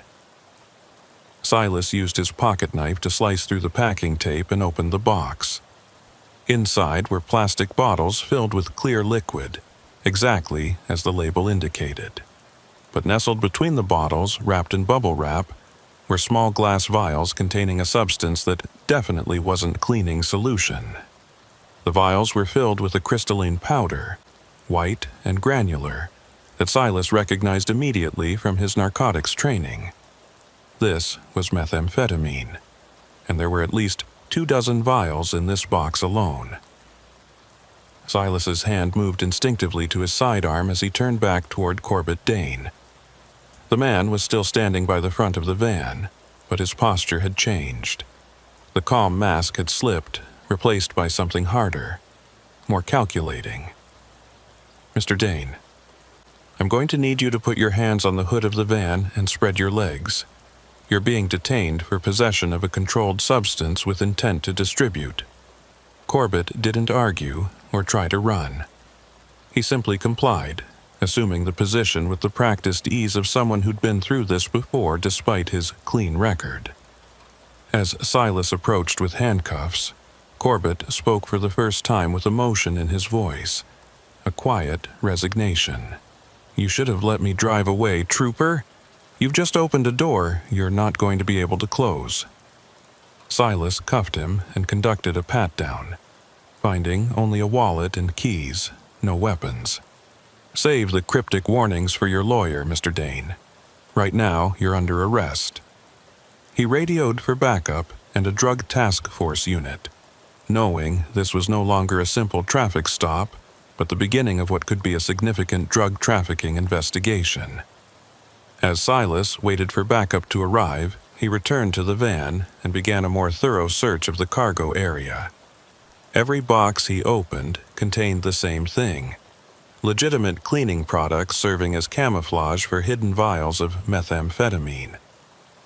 Silas did rough calculations in his head based on what he could see. If every box contained approximately 24 vials, and there were at least 40 boxes in the van, that meant close to 1,000 vials, potentially several kilograms of meth. This wasn't small-time distribution. This was a major trafficking operation. Backup arrived within 20 minutes. 2 sheriff's deputies and a detective from the Helena Police Department's Narcotics Division. The detective, a veteran investigator Silas had worked with before, surveyed the scene and let out a low whistle. "Brannick, you just stumbled onto something big. We've been hearing rumors about a new distribution network operating in this area, but we haven't been able to pin down how they're moving product. Looks like you just found the answer." Corbett Dane was transported to the county jail for booking, while the van was towed to a secure facility for complete processing. Silas followed the convoy back to Helena, his mind still working through everything he'd observed. The chemical smell that had triggered his initial suspicion had been real, probably from the manufacturing process of the meth itself. The prepaid phone was likely used for coordinating deliveries without leaving traceable records, and the 2 perfect answers from Corbett Dane suggested this was a well-organized operation with protocols for dealing with law enforcement encounters. Back at the station, Silas filed his initial report and was debriefed by the narcotics detective and a federal DEA agent who'd been called in given the scale of what they'd discovered. The agent, a woman in her 30s with sharp eyes and an efficient manner, asked detailed questions about everything Silas had observed during the stop. "The business owner, Eulalie Finch, at Helena Industrial Supply," the agent said, pulling up information on her laptop. "According to our records, she's clean. No criminal history, no known associations with drug trafficking. Business appears legitimate, pays taxes, has proper licensing. But if her delivery drivers are using her vehicles to transport narcotics, she's either complicit or being used without her knowledge." Silas thought about the conversation dispatch had with Eulalie Finch, how she'd confirmed Corbett Dane was her employee making deliveries. "We need to talk to her, find out what she knows about Dane's activities, whether there are other drivers who might be involved, how the distribution network is structured." The DEA agent nodded. "Agreed. I want you there when we interview her. You've got good instincts, Trooper Brannick. Those instincts just cracked open what might be one of the largest meth distribution operations in Montana. Let's see how deep this goes." That evening, as Silas drove home after his shift, he couldn't shake the feeling that Corbett Dane's cryptic warning had been more than just empty posturing. You've just opened a door you're not going to be able to close. What did that mean? Was it a threat, a prediction, or was Dane simply trying to unnerve him? Silas had been a trooper long enough to know that major drug busts often led to complicated investigations, to discovering networks that extended far beyond the initial arrest. But something about Dane's tone, the certainty in his voice, suggested they were dealing with something more organized and more dangerous than a typical trafficking operation. The next morning, Silas would meet with the DEA agent and travel to Helena Industrial Supply to interview Eulalie Finch. What they would discover there would transform a routine traffic stop into something far darker, revealing a network that had been operating in plain sight for years, using legitimate businesses as cover for an operation that reached into corners of Montana society that should have been beyond the reach of criminal enterprise. As Silas pulled into his driveway and killed the engine, he sat for a moment in the darkness, thinking about those 1,000 vials of methamphetamine, about the lives they would destroy, about the people who'd created this distribution system and the lengths they'd gone to keep it hidden. Tomorrow would bring answers, but Silas suspected those answers would only lead to more questions, deeper mysteries, and a realization that the backroads around Helena concealed secrets far more disturbing than he'd ever imagined. Helena Industrial Supply was located in a modest commercial district on the eastern edge of town, wedged between a farm equipment dealership and a building supply warehouse. The business occupied a single-story brick building with a small parking lot out front and a larger loading area around back where delivery vehicles could be loaded and unloaded away from public view. When Silas arrived the next morning with DEA Agent Krasner and Detective Morvath from Helena PD, the lot was empty except for a few older model sedans that presumably belonged to employees. The building itself looked well-maintained but unremarkable. Exactly the kind of place that would blend into the commercial landscape without attracting attention. Agent Krasner had done her homework overnight, pulling together everything available on Eulalie Finch and her business. Helena Industrial Supply had been operating for 6 years, specializing in commercial cleaning products and industrial chemicals sold primarily to businesses, schools, and government facilities. The company had 3 delivery drivers on staff, Corbett Dane being one of them, and employed another half-dozen workers in warehouse and administrative roles. Financial records showed steady but unspectacular profits, the kind of numbers that suggested a legitimate small business operating in a competitive market. Tax filings were clean, properly filed every year. Business licenses and permits were current. On paper, Helena Industrial Supply was as legitimate as they came. But that was often how the best criminal enterprises operated, hiding in plain sight behind the facade of respectability. They entered through the front door, which triggered a bell announcing their arrival. The reception area was small and functional. A desk with a computer, filing cabinets lining one wall, and a waiting area with a few chairs and outdated magazines. A young woman sitting at the desk looked up as they entered, her expression shifting from professional welcome to concern when she saw Agent Krasner's federal identification. "Can I help you?" she asked, her voice uncertain. Agent Krasner took the lead, her tone professional but carrying an unmistakable authority. "We're here to speak with Eulalie Finch. It's regarding one of her employees and a matter of some urgency. Is she available?" The receptionist nodded quickly, clearly nervous about the presence of law enforcement. "Yes, she's in her office. Let me tell her you're here." She disappeared through a door behind her desk, and Silas heard a brief muffled conversation before the receptionist returned and gestured for them to follow. They were led down a short hallway past what looked like a break room and a small warehouse area where workers were loading boxes onto hand trucks. At the end of the hall was an office with the door standing open. Inside, behind a cluttered desk covered with invoices and order forms, sat Eulalie Finch.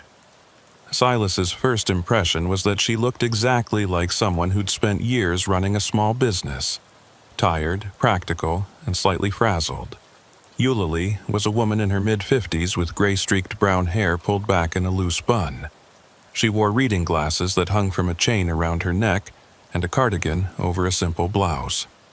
Her hands were ink-stained from handling paperwork, and her office had the comfortable disorder of someone who knew where everything was despite the apparent chaos.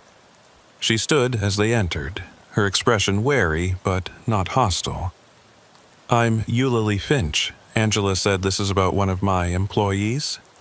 Agent Krasner made introductions and explained the purpose of their visit, though she left out specific details about the quantity of drugs found in Corbett Dane's van. "We arrested Mr. Dane yesterday during a traffic stop. We found controlled substances hidden in your delivery vehicle. We need to understand what you know about his activities and whether other members of your staff might be involved." Eulalie's face went pale, and she sank back into her chair as if her legs had stopped supporting her. "Controlled substances? You mean drugs? In one of my vans?" Her shock appeared genuine, her hands trembling slightly as she removed her glasses and rubbed her eyes. "I don't understand. Corbett has worked for me for 3 years. He's always been reliable, professional. He passes random drug tests, shows up on time, never gives me problems. Are you certain it was my van? Could there be some mistake?" Silas spoke up, his tone gentler than Agent Krasner's. "Ma'am, there's no mistake. We found approximately 1,000 vials of methamphetamine hidden among legitimate cleaning products in the van registered to your business. Mr. Dane was driving it, making what he claimed were deliveries to customers in the Helena area. We need to know if you were aware of any unusual activity, any inconsistencies in his delivery schedules, anything that might indicate he was using your business as cover for drug trafficking." Eulalie shook her head emphatically. "No, nothing. I mean, Corbett handles his own route, coordinates with customers directly. But that's standard for delivery drivers. I spot-check manifests and invoices, make sure the numbers match up, but I don't ride along on every delivery. That would be impossible with the volume we handle." She pulled open a file drawer and extracted a thick folder. "These are Corbett's delivery records for the past 6 months. Every stop is documented, signed for by the receiving party, matched to our inventory. Everything has always balanced perfectly." Agent Krasner took the folder and began flipping through it, her experienced eyes scanning for inconsistencies. Detective Morvath moved closer to examine the documents as well. Silas watched Eulalie carefully, trying to determine if she was a victim of her employee's criminal activity or a willing participant covering her involvement. After several minutes of review, Agent Krasner looked up. "These records appear legitimate on the surface, but that doesn't mean much. A sophisticated operation would ensure the paperwork looked clean. Ms. Finch, I'm going to need access to your inventory records, purchasing receipts, and the personnel files for all your delivery drivers. I'm also going to need to inspect your warehouse and interview your other employees." Eulalie nodded slowly, resignation settling over her features. "Of course. Whatever you need. But I want you to know that I've built this business from nothing over the past 6 years. I've worked 16-hour days, dealt with suppliers and customers and regulations and competition. This is my livelihood, my reputation. If Corbett was using my company for something illegal, I had no knowledge of it." They spent the next 3 hours conducting a thorough examination of Helena Industrial Supplies operations. Agent Krasner and Detective Morvath interviewed each employee individually, while Silas helped inventory the warehouse, checking product labels against purchase orders and looking for any signs of tampering or hidden compartments similar to what they'd found in Corbett Dane's van. The warehouse was surprisingly organized for a small operation, with products sorted by category and stored on industrial shelving. Everything appeared legitimate. Cleaning solutions, degreasers, floor waxes, all the standard commercial products you'd expect. But Silas noticed something interesting as he worked his way through the inventory. There were several boxes of a product called Advanced Industrial Solvent that had different lot numbers but identical expiration dates, which was unusual for products supposedly manufactured in different production runs. When Silas pulled one of these boxes down and opened it, he found exactly what he expected. Legitimate solvent bottles with hidden vials of methamphetamine nestled between them. Silas immediately called Agent Krasner over, and they conducted a more targeted search focusing on the Advanced Industrial Solvent product line. By the time they finished, they'd identified approximately 50 boxes containing hidden drugs, representing several more kilograms of methamphetamine beyond what had been found in Corbett Dane's van. The operation was even larger than they'd initially suspected. Agent Krasner ordered the entire warehouse to be sealed as a crime scene, and additional federal agents were called in to conduct a complete forensic examination. Eulalie Finch watched this unfold from her office doorway, her face ashen and her hands gripping the doorframe for support. "I didn't know," she kept repeating. "I swear I didn't know. How could this be happening in my own warehouse without me knowing?" Silas approached her carefully.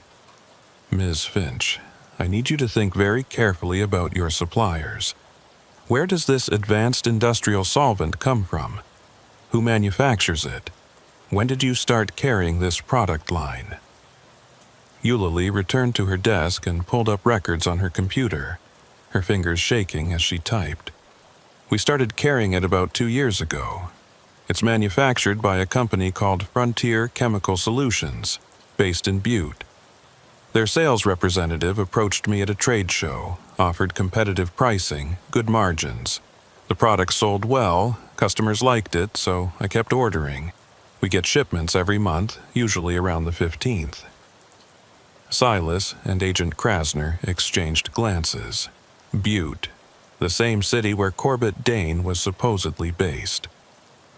"Do you remember the name of the sales representative?" Agent Krasner asked. Eulalie searched through her contact list. "His name was... Here it is, Marcus Treadwell. He handled our account personally, always very professional, very helpful." Agent Krasner made notes and immediately began running background checks on Marcus Treadwell and Frontier Chemical Solutions. While she worked, Silas continued talking with Eulalie, building a timeline of how the drug distribution network had infiltrated her legitimate business.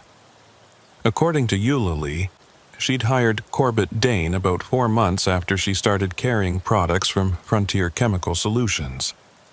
Dane had come highly recommended, with excellent references and a clean driving record. He'd quickly become one of her most reliable employees, never missing shifts, never causing problems. Looking back now, Eulalie realized that Corbett had volunteered to handle deliveries of the advanced industrial solvent products specifically, claiming he'd developed good relationships with customers who preferred that product line. At the time, it had seemed like initiative. Now it was clear he'd been protecting his trafficking operation by maintaining direct control over the compromised products. Agent Krasner's phone rang, and she stepped away to take the call. When she returned a few minutes later, her expression was grim. Frontier Chemical Solutions is a shell company. The business address in Butte is a mail drop, no actual manufacturing facility. The company was incorporated 3 years ago, right around the time these products started appearing in the market. Marcus Treadwell doesn't exist, at least not under that name. The Social Security number associated with his business contact information belongs to someone who died in 2015. The implications were clear. Helena Industrial Supply wasn't the origin point of this operation.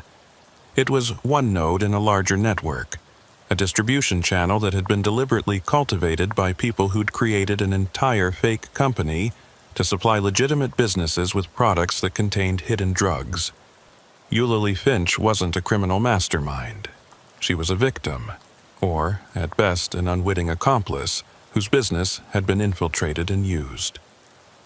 Detective Morvath had been quietly working his phone during this conversation, and now he spoke up.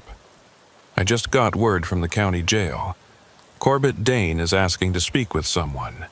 Says he has information he wants to trade for a reduced sentence. He specifically asked for Trooper Brannick." Silas felt a chill run down his spine. Why would Corbett Dane specifically request him? They'd had minimal interaction during the arrest, just the standard procedures of a traffic stop. Did he say what kind of information? Detective Morvath shook his head. No, but the duty sergeant said Dane seems scared. Like he's realized he's in deeper than he thought and wants to cut a deal before it's too late. Agent Krasner considered this. It could be a manipulation tactic, trying to establish some kind of rapport or gain leverage. But it could also mean he's genuinely frightened of whoever he's working for. Either way, we need to hear what he has to say. They left Helena Industrial Supply under the watch of federal agents who would continue processing the crime scene and drove to the county jail. Corbett Dane was being held in a single cell in the maximum security section, separated from the general population, as was standard for suspects in major drug cases. When they arrived, the duty sergeant led them to an interview room and explained that Dane had been cooperative but agitated since his arrest, repeatedly asking when he could speak to law enforcement. "He keeps saying he made a mistake, that he should have run when he had the chance," the sergeant said. "Says there are people who won't be happy about him getting caught, and he needs protection." That confirmed what Silas had been suspecting. Corbett Dane wasn't operating independently. He was part of an organization, and that organization would view his arrest as a liability that needed to be managed. Corbett was brought into the interview room in handcuffs and leg irons, escorted by 2 guards who positioned themselves outside the door after securing him to the table. He looked significantly worse than he had during the traffic stop the previous day. His face was pale and drawn, dark circles under his eyes suggesting he hadn't slept. When he saw Silas, something like relief flickered across his features. "Trooper Brannick, thank you for coming. I wasn't sure you would." Silas sat down across from him, Agent Krasner and Detective Morvath flanking him on either side. "Mr. Dane, you requested this meeting. Before we go any further, I need to remind you that you have the right to have an attorney present during questioning." Corbett shook his head impatiently. "I know my rights. I don't want a lawyer. I want protection. I want witness protection, relocation, the whole program. And in exchange, I'm going to tell you everything about the operation. Who's running it, how it works, where the drugs come from, all of it." Agent Krasner leaned forward, her voice skeptical. "That's a significant request, Mr. Dane. Witness protection isn't something we offer lightly, and it's certainly not something we guarantee before we know what information you're providing. Why don't you start by telling us what you're so afraid of?" Corbett's hands clenched on the table, and the chains of his handcuffs rattling. "Because the people I work for don't tolerate mistakes. They don't accept excuses, and they definitely don't allow anyone to get arrested and start talking to law enforcement. I've seen what happens to people who become liabilities. I've helped dispose of the bodies." The room went silent. Silas felt his stomach tighten. This had just escalated from a drug trafficking case to something potentially involving murder. "You're saying you've been involved in homicides?" Detective Morvath asked carefully. Corbett nodded slowly. "Not directly. I've never killed anyone. But I've been ordered to help clean up afterward, to transport bodies, to destroy evidence. It's a part of the job if you work in the distribution network long enough. They test your loyalty that way, make you complicit so you can't ever leave or turn against them." Agent Krasner pulled out a recording device. "Mr. Dane, I'm going to record this conversation. If you're confessing to being an accessory to murder, I need everything documented properly. And I need names, dates, locations, everything you can remember. If your information leads to arrests and prosecutions, We'll discuss protection options, but you need to start talking now." Corbett looked at each of them in turn, then focused on Silas. "I'm talking to you because you're the one who stopped me. You're the one who found the drugs. That makes you a target too, Trooper. They're going to come after you because you disrupted their distribution chain. You opened that door, just like I said. So, you have as much reason to want them caught as I do." Silas felt cold fingers of dread crawl up his spine. "Are you saying I'm in danger? That this organization would target law enforcement?" Corbett's laugh was bitter and humorless. "Trooper, this organization owns half the law enforcement in 3 counties. They have judges on their payroll, sheriff's deputies who look the other way, prosecutors who lose evidence. You think you made a big bust yesterday? You stepped into the middle of something that's been operating for over a decade, moving millions of dollars in product every year. And now they know your name. They know your face. They know where you work and where you live, so yes, you're in danger. We all are." Agent Krasner's expression had gone hard. "Names, Dane. I need names right now. Which law enforcement officers are compromised?" Corbett took a deep breath, and when he started talking, what emerged was a picture of corruption and criminal enterprise that extended far beyond what any of them had imagined when Silas had pulled over a white cargo van on a quiet back road the day before. The organization, Corbett explained, was run by someone known only as the Coordinator. No one in the lower levels of the operation had ever met this person or knew their real identity. Communications came through intermediaries. Orders were passed down through a carefully structured hierarchy, and money flowed upward through a complex system of shell companies and cash businesses. Corbett had been recruited 3 years ago when he was working as a legitimate delivery driver for a different company. Someone had approached him at a truck stop, offered him 5 times his normal salary to work for Helena Industrial Supply and ask no questions about certain aspects of his deliveries. The money had been too good to refuse, and by the time Corbett realized what he was really transporting, he was already too deep to back out. The drugs came from multiple sources, some manufactured locally in hidden labs scattered across rural Montana, others imported from Mexico and smuggled across the Canadian border. The distribution network used legitimate businesses like Helena Industrial Supply as cover, infiltrating their operations gradually until the businesses became dependent on the revenue stream and couldn't afford to investigate too closely. Corbett named names: a sheriff's deputy in Lewis and Clark County who provided advance warning of drug task force operations, a county prosecutor who ensured certain cases never went to trial, a district court judge who handed down lenient sentences to organization members when they did get convicted. He described murder victims, people who'd tried to leave the organization or threatened to cooperate with the law enforcement, who'd been killed and their bodies disposed of in remote locations throughout the Montana wilderness. As Corbett talked, Agent Krasner and Detective Morvath made extensive notes, their expressions growing increasingly grave. This was far bigger than a drug bust. This was a corruption investigation that would require federal resources, internal affairs reviews, and coordination across multiple agencies. And if Corbett was telling the truth about the scope of the organization's law enforcement connections, they would need to be extremely careful about who they trusted with this information. After 2 hours of detailed questioning, they took a break. Corbett was returned to his cell while Silas, Agent Krasner, and Detective Morvath stepped outside to discuss what they'd heard. "He's either telling the truth, or he's constructing an elaborate fantasy to save himself," Detective Morvath said, though his tone suggested he believed it was the former. Agent Krasner shook her head. "The details are too specific to be fabricated. He's describing real murders, real corruption, real operational procedures. We need to verify everything he said, but I think we're looking at one of the largest criminal organizations in Montana, and it's been operating under our noses for years." She turned to Silas. "Trooper Brannick, Dane's right about one thing.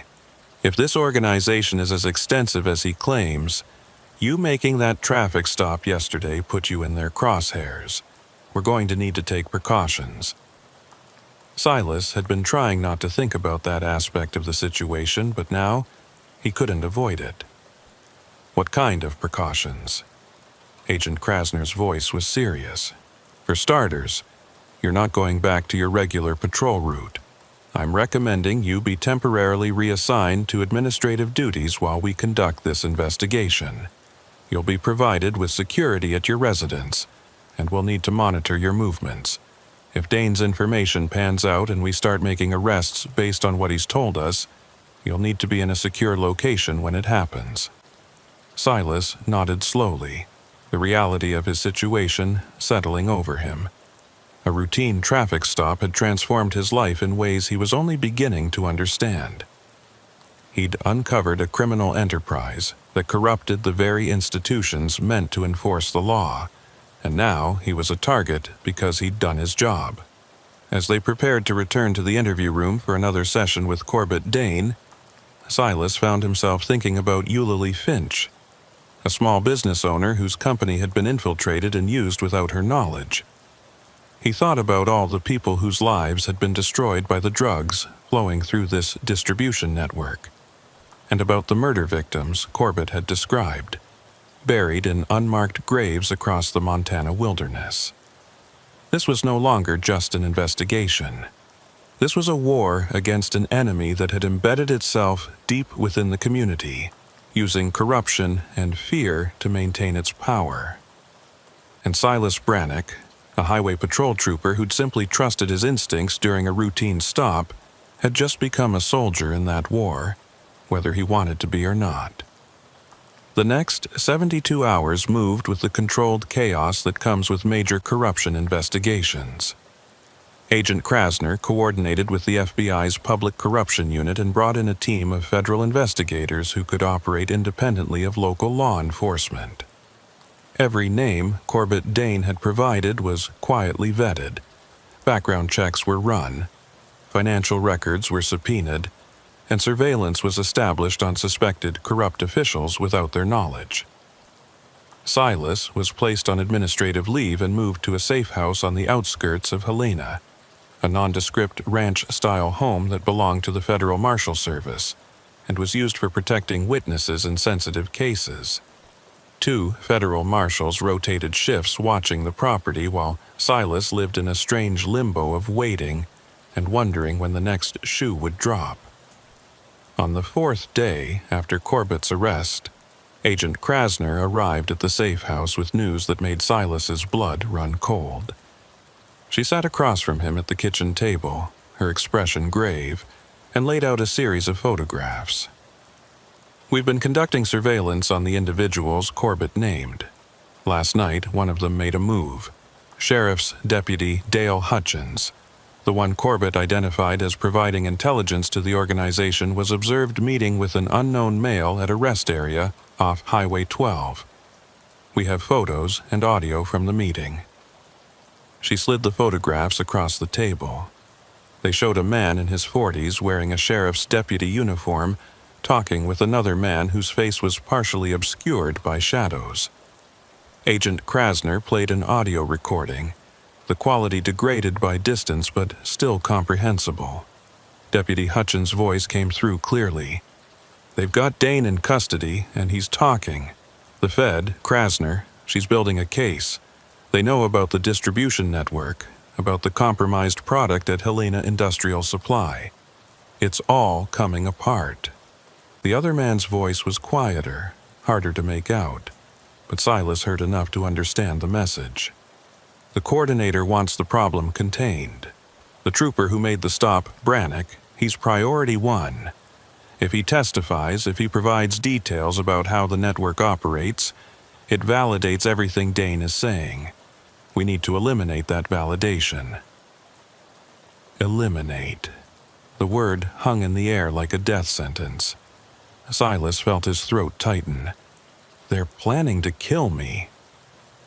Agent Krasner nodded slowly. We believe so. The meeting broke up before they discussed specifics, but the intent is clear. Deputy Hutchins has been placed under covert surveillance, and we're tracking his movements. We're also working to identify the other man in the recording, but he was careful to stay in shadows and didn't say anything that would reveal his identity. What we do know is that the organization is aware of our investigation and is taking active steps to protect itself. Silas stood up and walked to the kitchen window, looking out at the empty fields surrounding the safe house. Somewhere out there, people he'd never met were planning his death because he'd done his job, because he'd trusted his instincts during a traffic stop and discovered something they'd spent years building and protecting. "What's the plan?" he asked without turning around. Agent Krasner's voice was steady, professional, but Silas could hear the underlying concern. "We accelerate the investigation. We have enough evidence now to make arrests on several of the corrupt officials Corbett identified. Once we move on them, the organization will know we have detailed intelligence about their operations. That might force them to go to ground, or it might cause them to act more desperately. Either way, we can't wait and give them time to execute whatever they're planning against you." Silas turned back to face her. "When do the arrests happen?" Agent Krasner checked her watch. "Coordinated raids across 3 counties, beginning at 0600 hours tomorrow morning. FBI, DEA, state police, and federal marshals. We're hitting known distribution points, corrupt officials' homes and offices, and several properties Corbett identified as being used for manufacturing or storage. It's going to be the largest law enforcement operation in Montana history." Silas absorbed this information. "And what happens to me during all this?" Agent Krasner's expression softened slightly. "You stay here under protection until we've secured the primary targets. Once the arrests are made, we'll evaluate the ongoing threat level and determine next steps. If necessary, we can relocate you through witness protection, though I'm hoping it won't come to that. The goal is to dismantle the organization to the point where they no longer have the resources or manpower to come after you." That evening, Silas sat alone in the safe house's living room, the television playing news he wasn't really watching, his mind turning over everything that had happened since that traffic stop on County Road 279. He thought about Corbett Dane's warning, about how he'd opened a door he wouldn't be able to close. The man had been right. But Silas couldn't regret making that stop. Couldn't wish he'd let Corbett drive away with his cargo of poison destined for communities across Montana. Sometimes doing the right thing came with consequences, and you had to accept that. His phone rang, a secure line Agent Krasner had provided. It was Detective Morvath. "Brannick, I wanted to give you a heads up. We've been interviewing Eulalie Finch extensively over the past few days. She's been cooperative, devastated by what her business was used for, but something she said today got me thinking." Silas sat up straighter. "What did she say?" Detective Morvath's voice carried a note of uncertainty. "She mentioned that, about 6 months ago, she started receiving anonymous deliveries at her warehouse.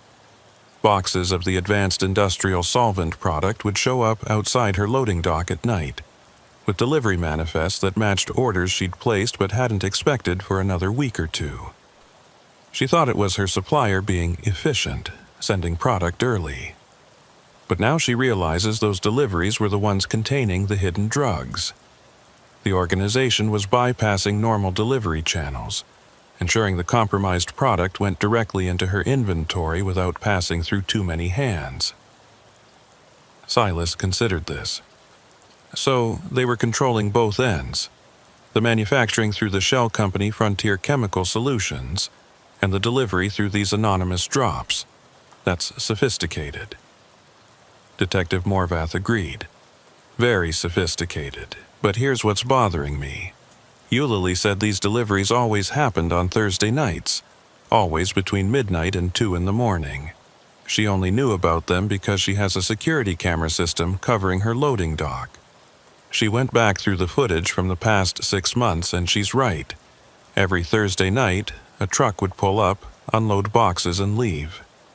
The driver always wore dark clothing and kept their face hidden from the cameras. But on one recording from about 3 months ago, the camera caught a partial view of the truck's license plate. Silas felt his pulse quicken. "Were you able to trace it?" Detective Morvath's voice was grim. "Yes. The plate is registered to a vehicle owned by the Lewis and Clark County Sheriff's Department.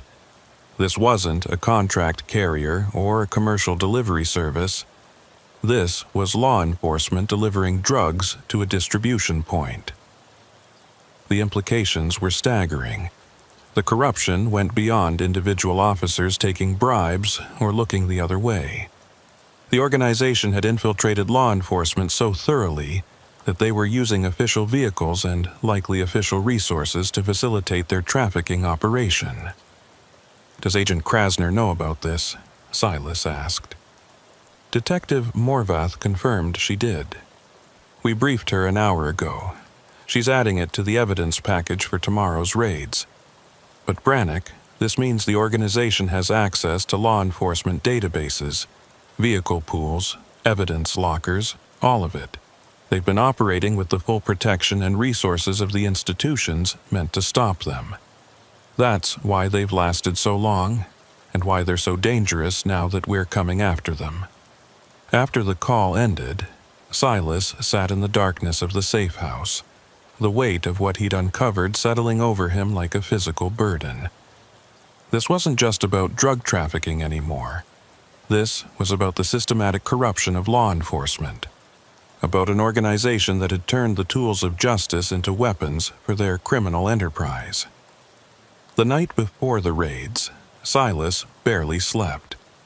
He lay in the safe house's guest bedroom, listening to the federal marshals moving quietly through the house during their security checks, and thought about all the people whose lives would change tomorrow, the corrupt officials who would wake up to FBI agents at their doors, the organization members who would suddenly find their distribution network in ruins, and somewhere out there, the coordinator, the person who'd built this empire and remained hidden even from their own operatives, would learn that their carefully constructed system was collapsing.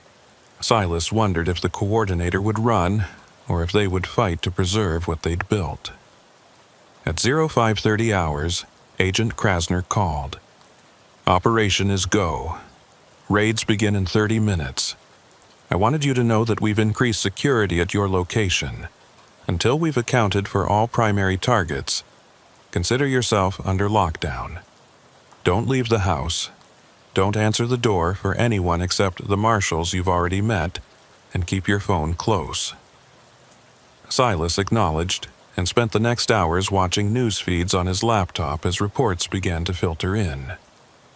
Federal agents conducting raids across multiple counties.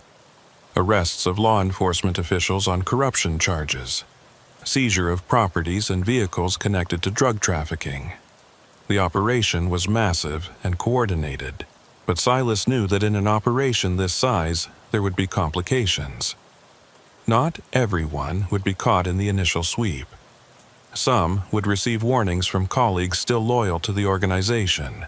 Some would run before the agents arrived. And the coordinator, whoever they were, was likely smart enough to have contingency plans for exactly this scenario. By noon, Agent Krasner called again with an update. "We've made 17 arrests so far, including Deputy Hutchins and the county prosecutor Corbett identified. We've seized 4 properties being used as drug manufacturing labs and confiscated approximately $15 million worth of methamphetamine and related precursor chemicals. But we have a problem." Silas braced himself. "What kind of problem?" Agent Krasner's voice was tight with frustration.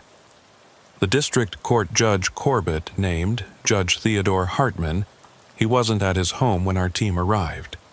His wife said he left for work early this morning, before the raids began. But he never arrived at the courthouse.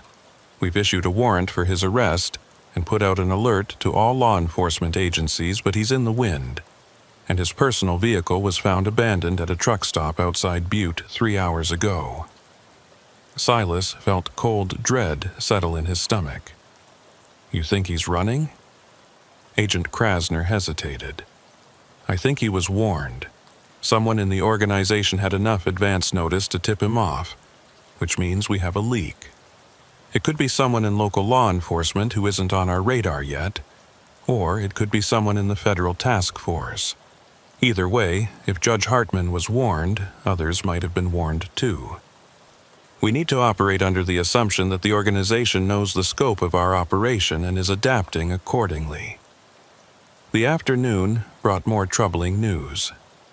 2 other suspects on the arrest list had disappeared: a sheriff's deputy from Jefferson County and a warehouse manager at a trucking company suspected of facilitating drug transportation. All 3 missing suspects had one thing in common. They were mid-level operatives with detailed knowledge of the organization's structure and operations. Their disappearances suggested a coordinated effort to protect key assets while sacrificing the lower-level members who'd been arrested. By evening, Agent Krasner arrived at the safe house in person, her face drawn with exhaustion and frustration. She sat down with Silas and laid out the situation bluntly. "The raids were partially successful. We've disrupted the distribution network, made significant arrests, and seized substantial evidence. But we haven't decapitated the organization. The coordinator is still out there, and so are several key lieutenants. Worse, we believe they're consolidating their remaining resources and eliminating loose ends." Silas knew what that meant. "Corbett Dane." Agent Krasner nodded grimly. "He's in federal custody now, transferred from county jail to a secure facility. But the fact remains that he's the only person who can provide direct testimony about the organization's structure and the coordinator's identity. If anything happens to him, our case becomes significantly weaker. We have evidence of corruption and drug trafficking, but without Corbett's testimony, we can't connect everything back to a single coordinating authority. The organization members we've arrested can claim they were operating independently, and we lose the conspiracy charges that would put them away for life." Silas leaned back in his chair. "And I'm in the same category. I'm the officer who made the initial stop, who found the evidence, who can testify about how the network operated. If they eliminate me, they weaken your case." Agent Krasner met his eyes directly. "That's correct. Which is why we're implementing enhanced security measures. You're going to be moved to a different location tonight, somewhere only a handful of people know about. The marshals who've been protecting you won't know where you're going. I won't know where you're going. The fewer people who have that information, the harder it will be for the organization to find you." Silas felt a chill run through him. "How long will I need to stay hidden?" Agent Krasner's voice was honest, direct. "Until we either catch the coordinator and dismantle the organization completely, or until you testify at trial and the remaining members are convicted. That could be weeks. It could be months. I wish I could give you a better answer, but right now, your life is in danger from an organization that has proven itself willing and capable of killing witnesses." That night, at 2300 hours, 2 new federal marshals arrived at the safe house. Silas had never seen them before, and they didn't introduce themselves by name, just showed their credentials and explained they'd be transporting him to his new location.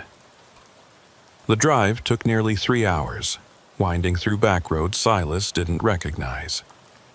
They drove without speaking, the marshals alert and professional, scanning constantly for any signs of surveillance or pursuit.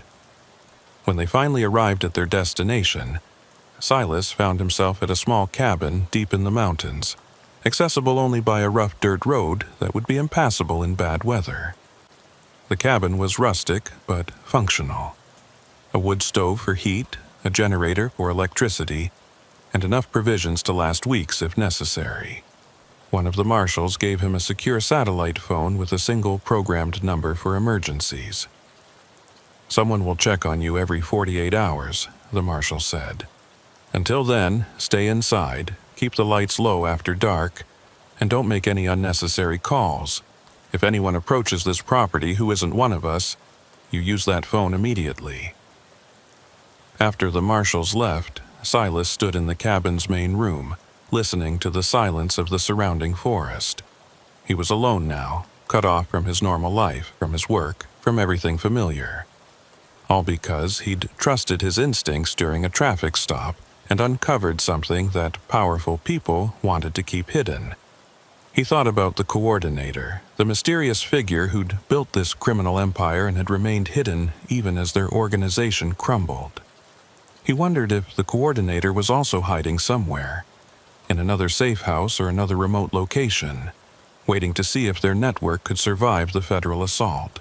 Or were they still out there, still operating, still coordinating the remaining members and planning their next move? The answer came sooner than Silas expected. 3 days into his isolation at the mountain cabin, the satellite phone rang. It was Agent Krasner, and her voice carried an urgency that made Silas's heart race even before she spoke. "Brannick, we have a situation. Corbett Dane was attacked in federal custody." Silas felt his stomach drop. "Is he alive?" Agent Krasner's voice was strained. "Barely. Someone got to him during a medical appointment. A guard, who was supposed to be cleared and vetted, turned out to be working for the organization. He attacked Corbett with an improvised weapon, caused significant trauma before other guards could intervene. Corbett is in surgery now, and doctors say it's 50-50 whether he survives. If he dies, we lose our key witness, and the prosecution's case takes a major hit." Silas processed this information, the implications spreading like ripples.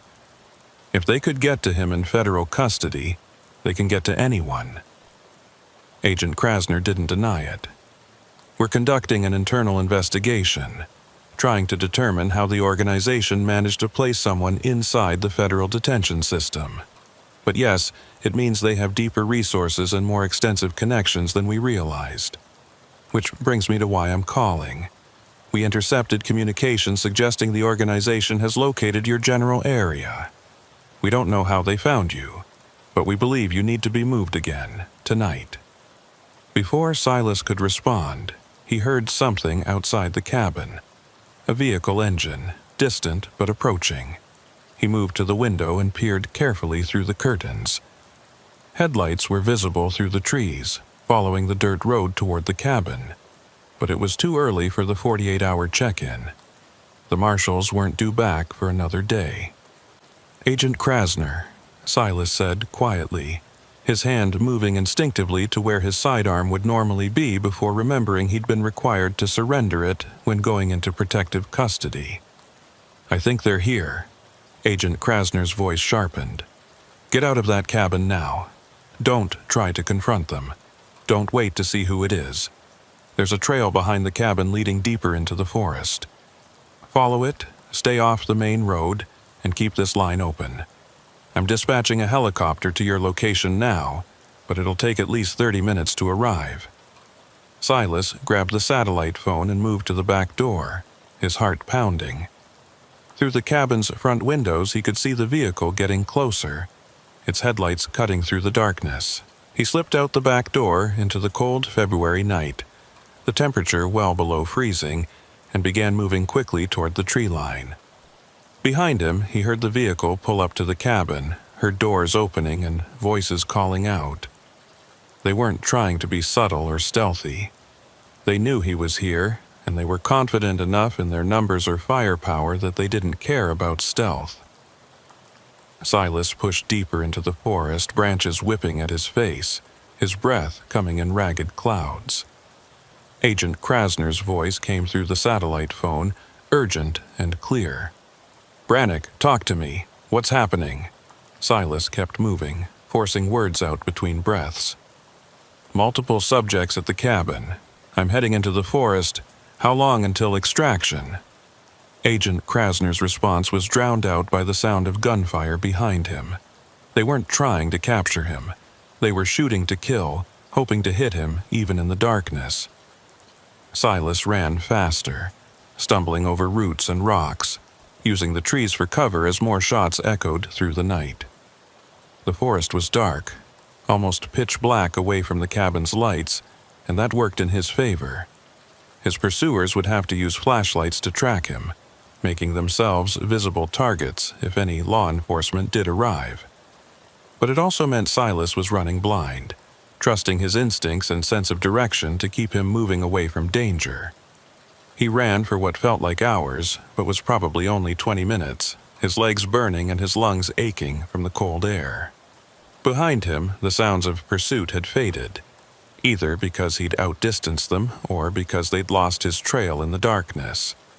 Silas slowed to a fast walk, listening intently for any signs of followers, the satellite phone still clutched in his hand. Agent Krasner's voice came through. "Brannick, the helicopter is inbound. I need you to find a clearing where they can attempt extraction. Can you see any open areas?" Silas looked around, seeing nothing but trees and darkness. "Negative. I'm in heavy forest. I'll keep moving and watch for clearings." He continued pushing through the wilderness, and after another 10 minutes he spotted a break in the tree canopy ahead. A small clearing, maybe 40 feet across, covered in snow that reflected the faint starlight. It would have to do. "I've got a clearing, transmitting my GPS coordinates now." He activated the phone's emergency beacon, sending his precise location to Agent Krasner's team. Then he waited, crouched at the edge of the clearing, watching the tree line for any signs of his pursuers. The minutes stretched out, each second feeling like an eternity. Then he heard it, the distinctive sound of helicopter rotors, distant but growing closer. The rescue was coming, but so was something else. Through the trees behind him, Silas saw flashlight beams moving methodically, sweeping back and forth. His pursuers had picked up his trail again, and they were closing in. The helicopter appeared over the tree line like salvation in mechanical form, its searchlight cutting through the darkness and sweeping across the clearing. Silas broke from the tree line and ran toward the center of the open space, waving his arms to signal his position. Behind him, the flashlight beams of his pursuers grew brighter, closer. He could hear voices now, shouting coordinates to each other, organizing their approach. They were professionals, moving with military precision. And Silas realized these weren't just corrupt cops or hired thugs. These were trained operatives, the kind of people an organization with deep resources could recruit when they needed a problem eliminated permanently. The helicopter descended rapidly, its rotors whipping up a storm of snow and debris. A side door slid open, and Silas saw a federal marshal leaning out, one hand gripping a safety line, the other extending toward him. The helicopter couldn't fully land in the small clearing, so it hovered about 6 feet off the ground, close enough for Silas to reach if he jumped. He sprinted the last few yards and leaped, his hands grasping for the marshal's outstretched arm. For a terrifying moment, he hung in the air, fingers slipping on the marshal's gloved hand. Then another marshal grabbed his jacket and hauled him into the helicopter. Gunfire erupted from the tree line, muzzle flashes visible in the darkness. Bullets pinged off the helicopter's armored hull as the pilot pulled up sharply, banking away from the clearing and climbing fast. Silas lay on the helicopter floor, gasping for breath, his heart hammering against his ribs. One of the marshals leaned over him, checking for injuries. "You hit?" Silas shook his head, unable to speak yet. The marshal nodded and moved to the door, securing it shut as the helicopter gained altitude. Agent Krasner's voice came through a headset one of the marshals handed to Silas. "Brannick, you're secure. We're taking you to a federal facility in Missoula. You'll be safe there while we figure out how the organization tracked you to that cabin." Silas pulled himself into a seat and strapped in, his hands still shaking from adrenaline. How did they find me? Only a handful of people knew that location. Agent Krasner's silence spoke volumes before she finally responded. "We're investigating, but Silas, We have to consider the possibility that the leak is closer than we thought. Someone with access to witness protection protocols, someone inside the federal task force. The implications of that statement hung heavy in the air. If the organization had infiltrated the federal investigation itself, then nowhere was truly safe. The flight to Missoula took 40 minutes, and Silas spent that time staring out the helicopter window at the darkness below, thinking about how completely his life had been upended. A week ago, he'd been a highway patrol trooper working his regular route, looking forward to his days off, planning a fishing trip for the spring. Now he was a fugitive, hunted by a criminal organization with resources extensive enough to corrupt law enforcement at multiple levels and track him to a supposedly secure location. When they landed at the federal facility, a fortified building adjacent to the Missoula airport, Silas was escorted inside by a security detail that seemed excessive even given the circumstances. 6 armed marshals formed a perimeter around him as they moved through the building's corridors, and he was taken to a windowless room deep in the structure's interior. The room was furnished like a modest apartment. A bed, a small kitchenette, a bathroom, and a desk with a computer terminal. Agent Krasner was waiting inside, along with 2 people Silas had never seen before. She made introductions quickly. Trooper Brannick, this is Special Agent Carmichael from the FBI's Internal Affairs Division, and Assistant U.S. Attorney Desmond. They're leading the investigation into how the organization obtained information about your location. Special Agent Carmichael was a tall woman in her 50s with gray hair and eyes that had seen every variation of betrayal law enforcement could produce. She gestured for Silas to sit. "Trooper, I'm going to be direct with you. We believe there's a mole inside the federal task force investigating this organization. Someone with access to witness protection protocols and case files. Someone who's been feeding information to the coordinator since before the raids began." Silas felt a cold knot form in his stomach. How long have they been compromised? Agent Carmichael pulled out a tablet and displayed a timeline. "We're not certain, but evidence suggests at least several months, possibly longer. The organization has been staying one step ahead of us since the beginning. They knew we were building a case. They knew when we planned to execute the raids. And they knew where you were being kept in protective custody." Assistant U.S. Attorney Desmond, a younger man with wire-rimmed glasses and the intense focus of someone who'd spent years prosecuting complex cases, added his analysis. "The question we're trying to answer is whether the mole is someone who was already working for the organization when they joined the task force, or whether they were recruited after the investigation began. That distinction matters because it tells us how deeply the organization has penetrated federal law enforcement." Silas thought about all the people he'd worked with over the past week. Agent Krasner, Detective Morvath, the various federal agents who'd been part of the raids and interviews. Any one of them could be the traitor. "How do you plan to identify the mole?" Special Agent Carmichael's expression was grim. "By controlling the flow of information. We're compartmentalizing everything now. Different team members will receive different pieces of intelligence, all slightly varied in ways only we can track. When the organization acts on specific information, we'll know which compartment it came from, and that will narrow down our suspect list." Agent Krasner spoke up for the first time since Silas had arrived.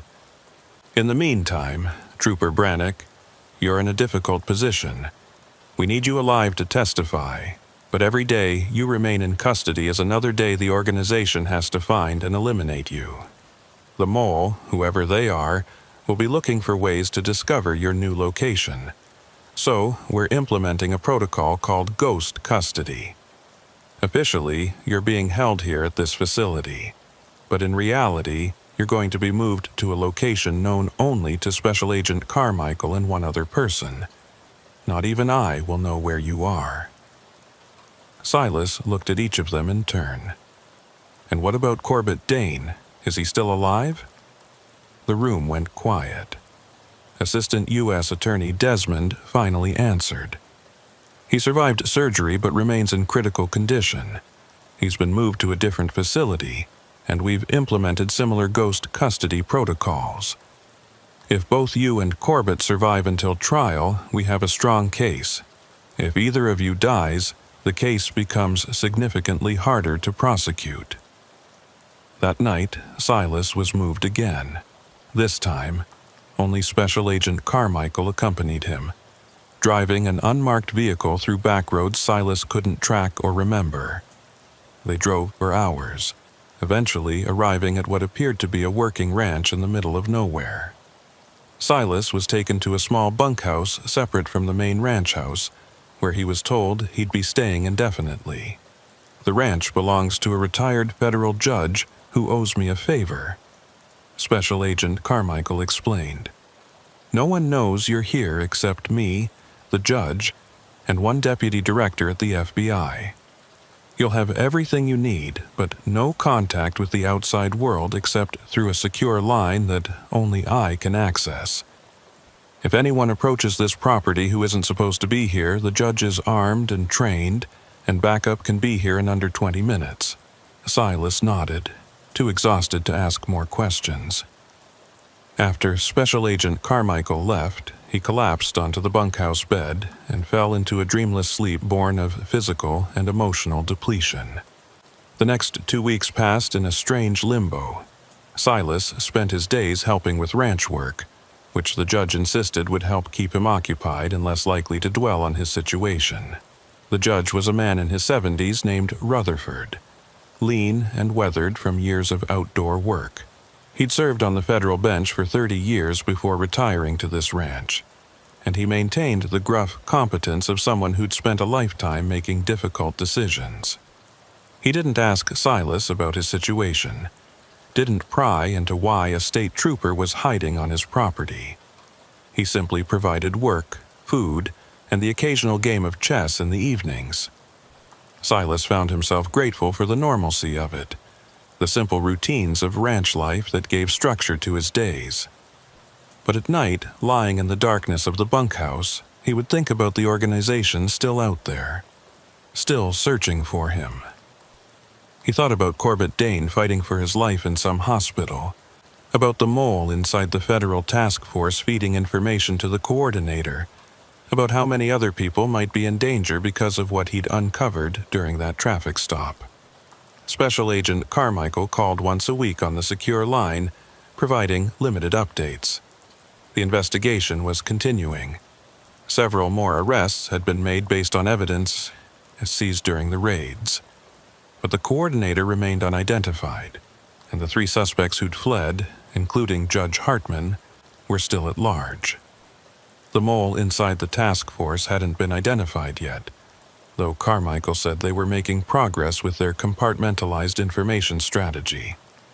It's only a matter of time, she told Silas during their 3rd weekly call. Whoever the mole is, they're going to make a mistake, and when they do, we'll have them. But time was something the organization seemed to have in abundance. 3 weeks after Silas had been moved to the ranch, something happened that changed everything. Judge Rutherford came to the bunkhouse early one morning, his face grim. "We have a problem. One of my ranch hands called in sick today, said he's got the flu, but I've known that kid for 5 years, and he's never taken a sick day in his life. Something's wrong." Silas felt his instincts flare. "You think the organization got to him?" Judge Rutherford loaded shells into a shotgun with practiced efficiency. "I think we should assume the worst and prepare accordingly. I've already called the emergency number Carmichael gave me. Backup is on the way, but if I'm right and they're coming, they'll be here before help arrives. We need to be ready." They fortified the ranch house, positioning themselves where they could watch the access road leading to the property. Judge Rutherford handed Silas a rifle. "I know you were required to surrender your service weapon, but out here, everyone goes armed." You remember how to use one of these? Silas checked the rifle, verified it was loaded, and nodded. I grew up on a ranch. I know my way around firearms. They waited, the morning sun climbing higher in a clear sky. Around 0900 hours, they saw it. A dust cloud on the access road, vehicles approaching fast. 3 SUVs, black and anonymous, moving with purpose towards the ranch. Judge Rutherford keyed his radio. "They're here. 3 vehicles, probably 6 to 9 occupants. We hold them off as long as we can." The SUVs pulled into the ranch yard and men emerged, all wearing tactical gear and carrying weapons. They moved with a military precision, fanning out to surround the ranch house. One of them, a man in his 40s with a scarred face, called out, "We're here for Trooper Brannick. Send him out and no one else needs to get hurt. This doesn't concern you, Judge." Rutherford's response was delivered in a voice that had commanded federal courtrooms for 3 decades. "This is private property, and you're trespassing. Leave now or face the consequences." The scarred man shook his head. "Can't do that. We have orders. The coordinator wants this loose end tied up before trial. Last chance, Judge. Send him out." Judge Rutherford's answer came in the form of a shotgun blast that shattered the windshield of the nearest SUV. The ranch yard erupted in gunfire. Silas took cover behind a window frame, using the rifle to return fire at the attackers who were advancing on the house. He wasn't trying to kill anyone, just keep them pinned down and buy time for backup to arrive. Judge Rutherford moved between windows with the calm efficiency of someone who'd been in combat before, his shotgun booming at regular intervals. The attackers were professionals, but they were caught in the open with limited cover. Several went down, wounded but not dead. The scarred man tried to rally his team, but the defensive position of the ranch house was too strong. After 10 minutes of sustained firefight, Silas heard the most beautiful sound he could imagine. Helicopter rotors. 2 federal helicopters appeared over the ridge, and the attackers immediately began retreating to their vehicles. The scarred man fired a few more rounds at the ranch house, then limped back to one of the SUVs. As they fled, one of the helicopters pursued while the other landed in the ranch yard, disgorging a team of federal marshals. Special Agent Carmichael emerged from the helicopter, her expression furious. "How did they find you here? This location was only known to 3 people." Judge Rutherford lowered his shotgun. 4 people, actually. I told my ranch hand about Brannick, figured he had a right to know why we had extra security on the property. That was my mistake, and I take full responsibility. Carmichael's jaw tightened. The organization must have been watching everyone even peripherally connected to the investigation. Your ranch hand was probably approached, offered money, or threatened. Either way, they got what they needed. She turned to Silas. "This can't continue. We can't keep you in hiding indefinitely, not when they have the resources to find you no matter how careful we are. We need to change strategies." Silas had been thinking the same thing. "What did you have in mind?" Carmichael pulled out her phone and made a call. "I'm accelerating the trial schedule. We're going to bring you and Corbett Dane before a grand jury within the week. Once you've testified and the indictments are issued, the organization loses their primary motivation to kill you. Your testimony will already be on record." The plan was risky, but it was better than spending months looking over his shoulder. Over the next 5 days, Silas was moved twice more, each time to different secure facilities, each time with increasingly elaborate security measures. Corbett Dane, having recovered enough to travel, was brought to the same location, a federal courthouse in Helena that had been cleared of all non-essential personnel and surrounded by enough law enforcement to repel a small army. The grand jury proceedings took 3 days. Silas testified about the traffic stop, about finding the methamphetamine hidden in Corbett's van, about the evidence discovered at Helena Industrial Supply. Corbett testified about the organization's structure, about the corrupt officials on their payroll, about the murders he'd witnessed and helped conceal. Assistant U.S. Attorney Desmond walked them through hours of detailed questioning, building a comprehensive picture of a criminal enterprise that had operated in Montana for over a decade. The grand jury returned indictments on 47 individuals, including the missing Judge Hartman and the 2 other fugitives who'd fled before the raids. But the coordinator wasn't among them. Despite all of Corbett's testimony, despite all the evidence gathered, they still couldn't identify the person at the top of the organization. Corbett had never met them, had only received orders through intermediaries. The corrupt officials who'd been arrested claimed they'd also never met the coordinator, only communicated through encrypted channels and dead drops. The organization's leader remained a ghost, a presence felt throughout the network, but never seen. After the grand jury proceedings concluded, Agent Krasner met with Silas in a secure conference room. The indictments are sealed for now, but they'll be made public within 48 hours. Once that happens, your testimony is on record and theoretically, you're less of a target. But Brannick, I need you to understand something. The coordinator's still out there. As long as they remain free, as long as they have resources and loyal operatives, you're going to be at risk. Silas had accepted that reality weeks ago. What about witness protection? Full relocation, new identity, the whole program. Agent Krasner hesitated. That's an option. We can make you disappear completely, set you up with a new life somewhere far from Montana. But it means giving up everything, your career, your friends, your identity. You'd become someone else, and you could never come back. Silas thought about his life as a highway patrol trooper, about the backroads around Helena where he'd spent 9 years serving and protecting. He thought about the satisfaction of doing good work, of helping people, of making a difference. Could he give that up? Could he walk away from the person he'd been and become someone new? I need time to think about it, he said finally. Agent Krasner nodded. You have 48 hours. After the indictments go public, you'll need to make a decision. Either way, we'll support you. But choose carefully, because once you commit to a path, there's no going back. Those 48 hours passed faster than Silas wanted. He spent them in a hotel room under federal protection, watching news coverage as the indictments were unsealed and the scale of the corruption became public.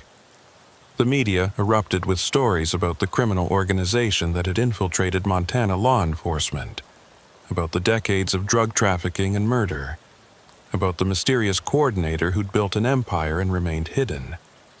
Political leaders called for investigations and reforms. Law enforcement agencies scrambled to distance themselves from the arrested officials, and somewhere out there the coordinator watched it all unfold, likely planning their next move. On the morning of the 3rd day, Silas made his decision. He called Agent Krasner and told her he wouldn't be entering witness protection. I'm not running anymore. I'm not giving up my life because of what I uncovered. If the organization wants to come after me, let them come. But I'm going to live as Silas Brannick, and I'm going to continue doing the work I signed up to do. Agent Krasner tried to talk him out of it, explained the risks, but Silas was firm. Eventually, she accepted his decision and arranged for enhanced security measures. Silas would return to duty with the highway patrol, but with modifications. He'd wear a protective vest at all times, carry additional weapons beyond his service sidearm, and check in with federal handlers twice daily. His home would have a security system monitored 24 hours, and federal agents would conduct random sweeps of his patrol routes to watch for potential threats. It wasn't a normal life, but it was his life, and he refused to surrender it. 6 weeks after that traffic stop on County Road 279, Trooper Silas Brannick returned to duty. He drove the same back roads, stopped the same vehicles, did the same work he'd done for 9 years. But everything was different now. Every traffic stop carried the possibility that the driver might be an operative sent to eliminate him. Every routine day held the potential for violence, and somewhere in the shadows, the coordinator waited, planning, adapting, and maintaining control over what remained of their fractured organization. The trials began 8 months later. 32 of the indicted individuals were prosecuted in a series of proceedings that stretched over a year. Most were convicted, receiving sentences ranging from 15 years to life in prison. Deputy Hutchins took a plea deal and provided additional testimony about the organization's operations. The corrupt county prosecutor did the same, but the 3 fugitives, including Judge Hartman, remained at large. Interpol alerts went out across multiple countries. Federal agents followed leads from Canada to Mexico to South America. But they found nothing. It was as if the missing 3 had been erased from existence, protected by resources vast enough to keep them hidden indefinitely. Eulalie Finch's business survived barely. She'd cooperated fully with the investigation and no charges were filed against her. But the stigma of having her company used for drug trafficking destroyed her reputation. Customers canceled contracts. Suppliers refused to work with her. Within a year, Helena Industrial Supply closed its doors. Eulalie sold what remained of her assets and left Montana, moving somewhere back east where no one knew her name or her story. Corbett Dane survived his injuries and served as the prosecution's star witness in multiple trials. After the proceedings concluded, he entered witness protection and disappeared into a new identity somewhere in the continental United States. Silas never saw him again, never learned what became of the man whose arrest had started everything. But sometimes, late at night, Silas would wonder if Corbett had managed to find peace, or if he lived the rest of his life looking over his shoulder, waiting for the organization to find him. 2 years after the traffic stop, Silas was working a routine patrol on County Road 279, the same road where he'd pulled over Corbett's van. He saw a white cargo van ahead of him, and for a moment his heart rate spiked. But it was a different van, a different driver, just a legitimate delivery driver going about their day. Silas followed it for a few miles, his instincts screaming at him to pull it over, to check, to verify. But he forced himself to let it go. He couldn't stop every vehicle, couldn't treat every driver as a potential threat. That way led to paranoia and the end of his effectiveness as a trooper. As he continued his patrol, Silas thought about Agent Krasner's last words to him before he'd returned to duty. "The coordinator is still out there, Brannick. Maybe they've gone to ground. Maybe they've rebuilt in a different state. Or maybe they're still in Montana, still operating, still coordinating what's left of their network. We may never find them. Some cases don't get solved, some criminals don't get caught. You have to accept that and move forward." Silas had accepted it intellectually, but emotionally. It gnawed at him. He'd opened a door with that traffic stop, uncovered a conspiracy that reached into the highest levels of Montana law enforcement. He'd helped bring down dozens of corrupt officials and operatives. But the person at the top, the architect of it all, remained free. Sometimes Silas would see someone in a crowd and wonder, is that them? Is the coordinator a respected business owner, a politician, a law enforcement official who'd managed to stay one step ahead of every investigation? Or were they someone he'd never suspect, someone hiding in plain sight, waiting for the attention to die down before rebuilding their empire? The question haunted him during his patrols on the Helena backroads. Every vehicle he stopped, every person he encountered, carried the possibility of connection to the organization. And every night when he went home to his house with its security system and federal monitoring, Silas would check the locks twice, scan the street for unfamiliar vehicles, and sleep with his service weapon on the nightstand. This was his life now. Not the life he'd imagined when he joined the highway patrol 9 years ago, but the life that had chosen him when he'd trusted his instincts and made a routine traffic stop that turned out to be anything but routine. The highway stretched out before him, endless miles of asphalt cutting through Montana wilderness, and somewhere on those roads, in those small towns and hidden places, the coordinator watched and waited. The door Silas had opened couldn't be closed. The war he'd stumbled into had no clear ending. And Trooper Silas Brannick would spend the rest of his career driving those backroads, doing his job, helping people, and knowing that any day might be the day when the organization came for him. But he would face it as himself, as Silas Brannick, Montana Highway Patrol Trooper. Because some things were worth the risk. Some battles were worth fighting even when you couldn't see the enemy, and some doors, once opened, had to be walked through regardless of what waited on the other side. That was the choice he'd made, and he would live with the consequences. The backroads remembered everything. Every traffic stop, every arrest, every moment when routine became something far more dangerous. And Trooper Silas Brannick would remember too, driving those roads, watching for the next white van, the next suspicious vehicle, the next door waiting to be opened. Because that was the job.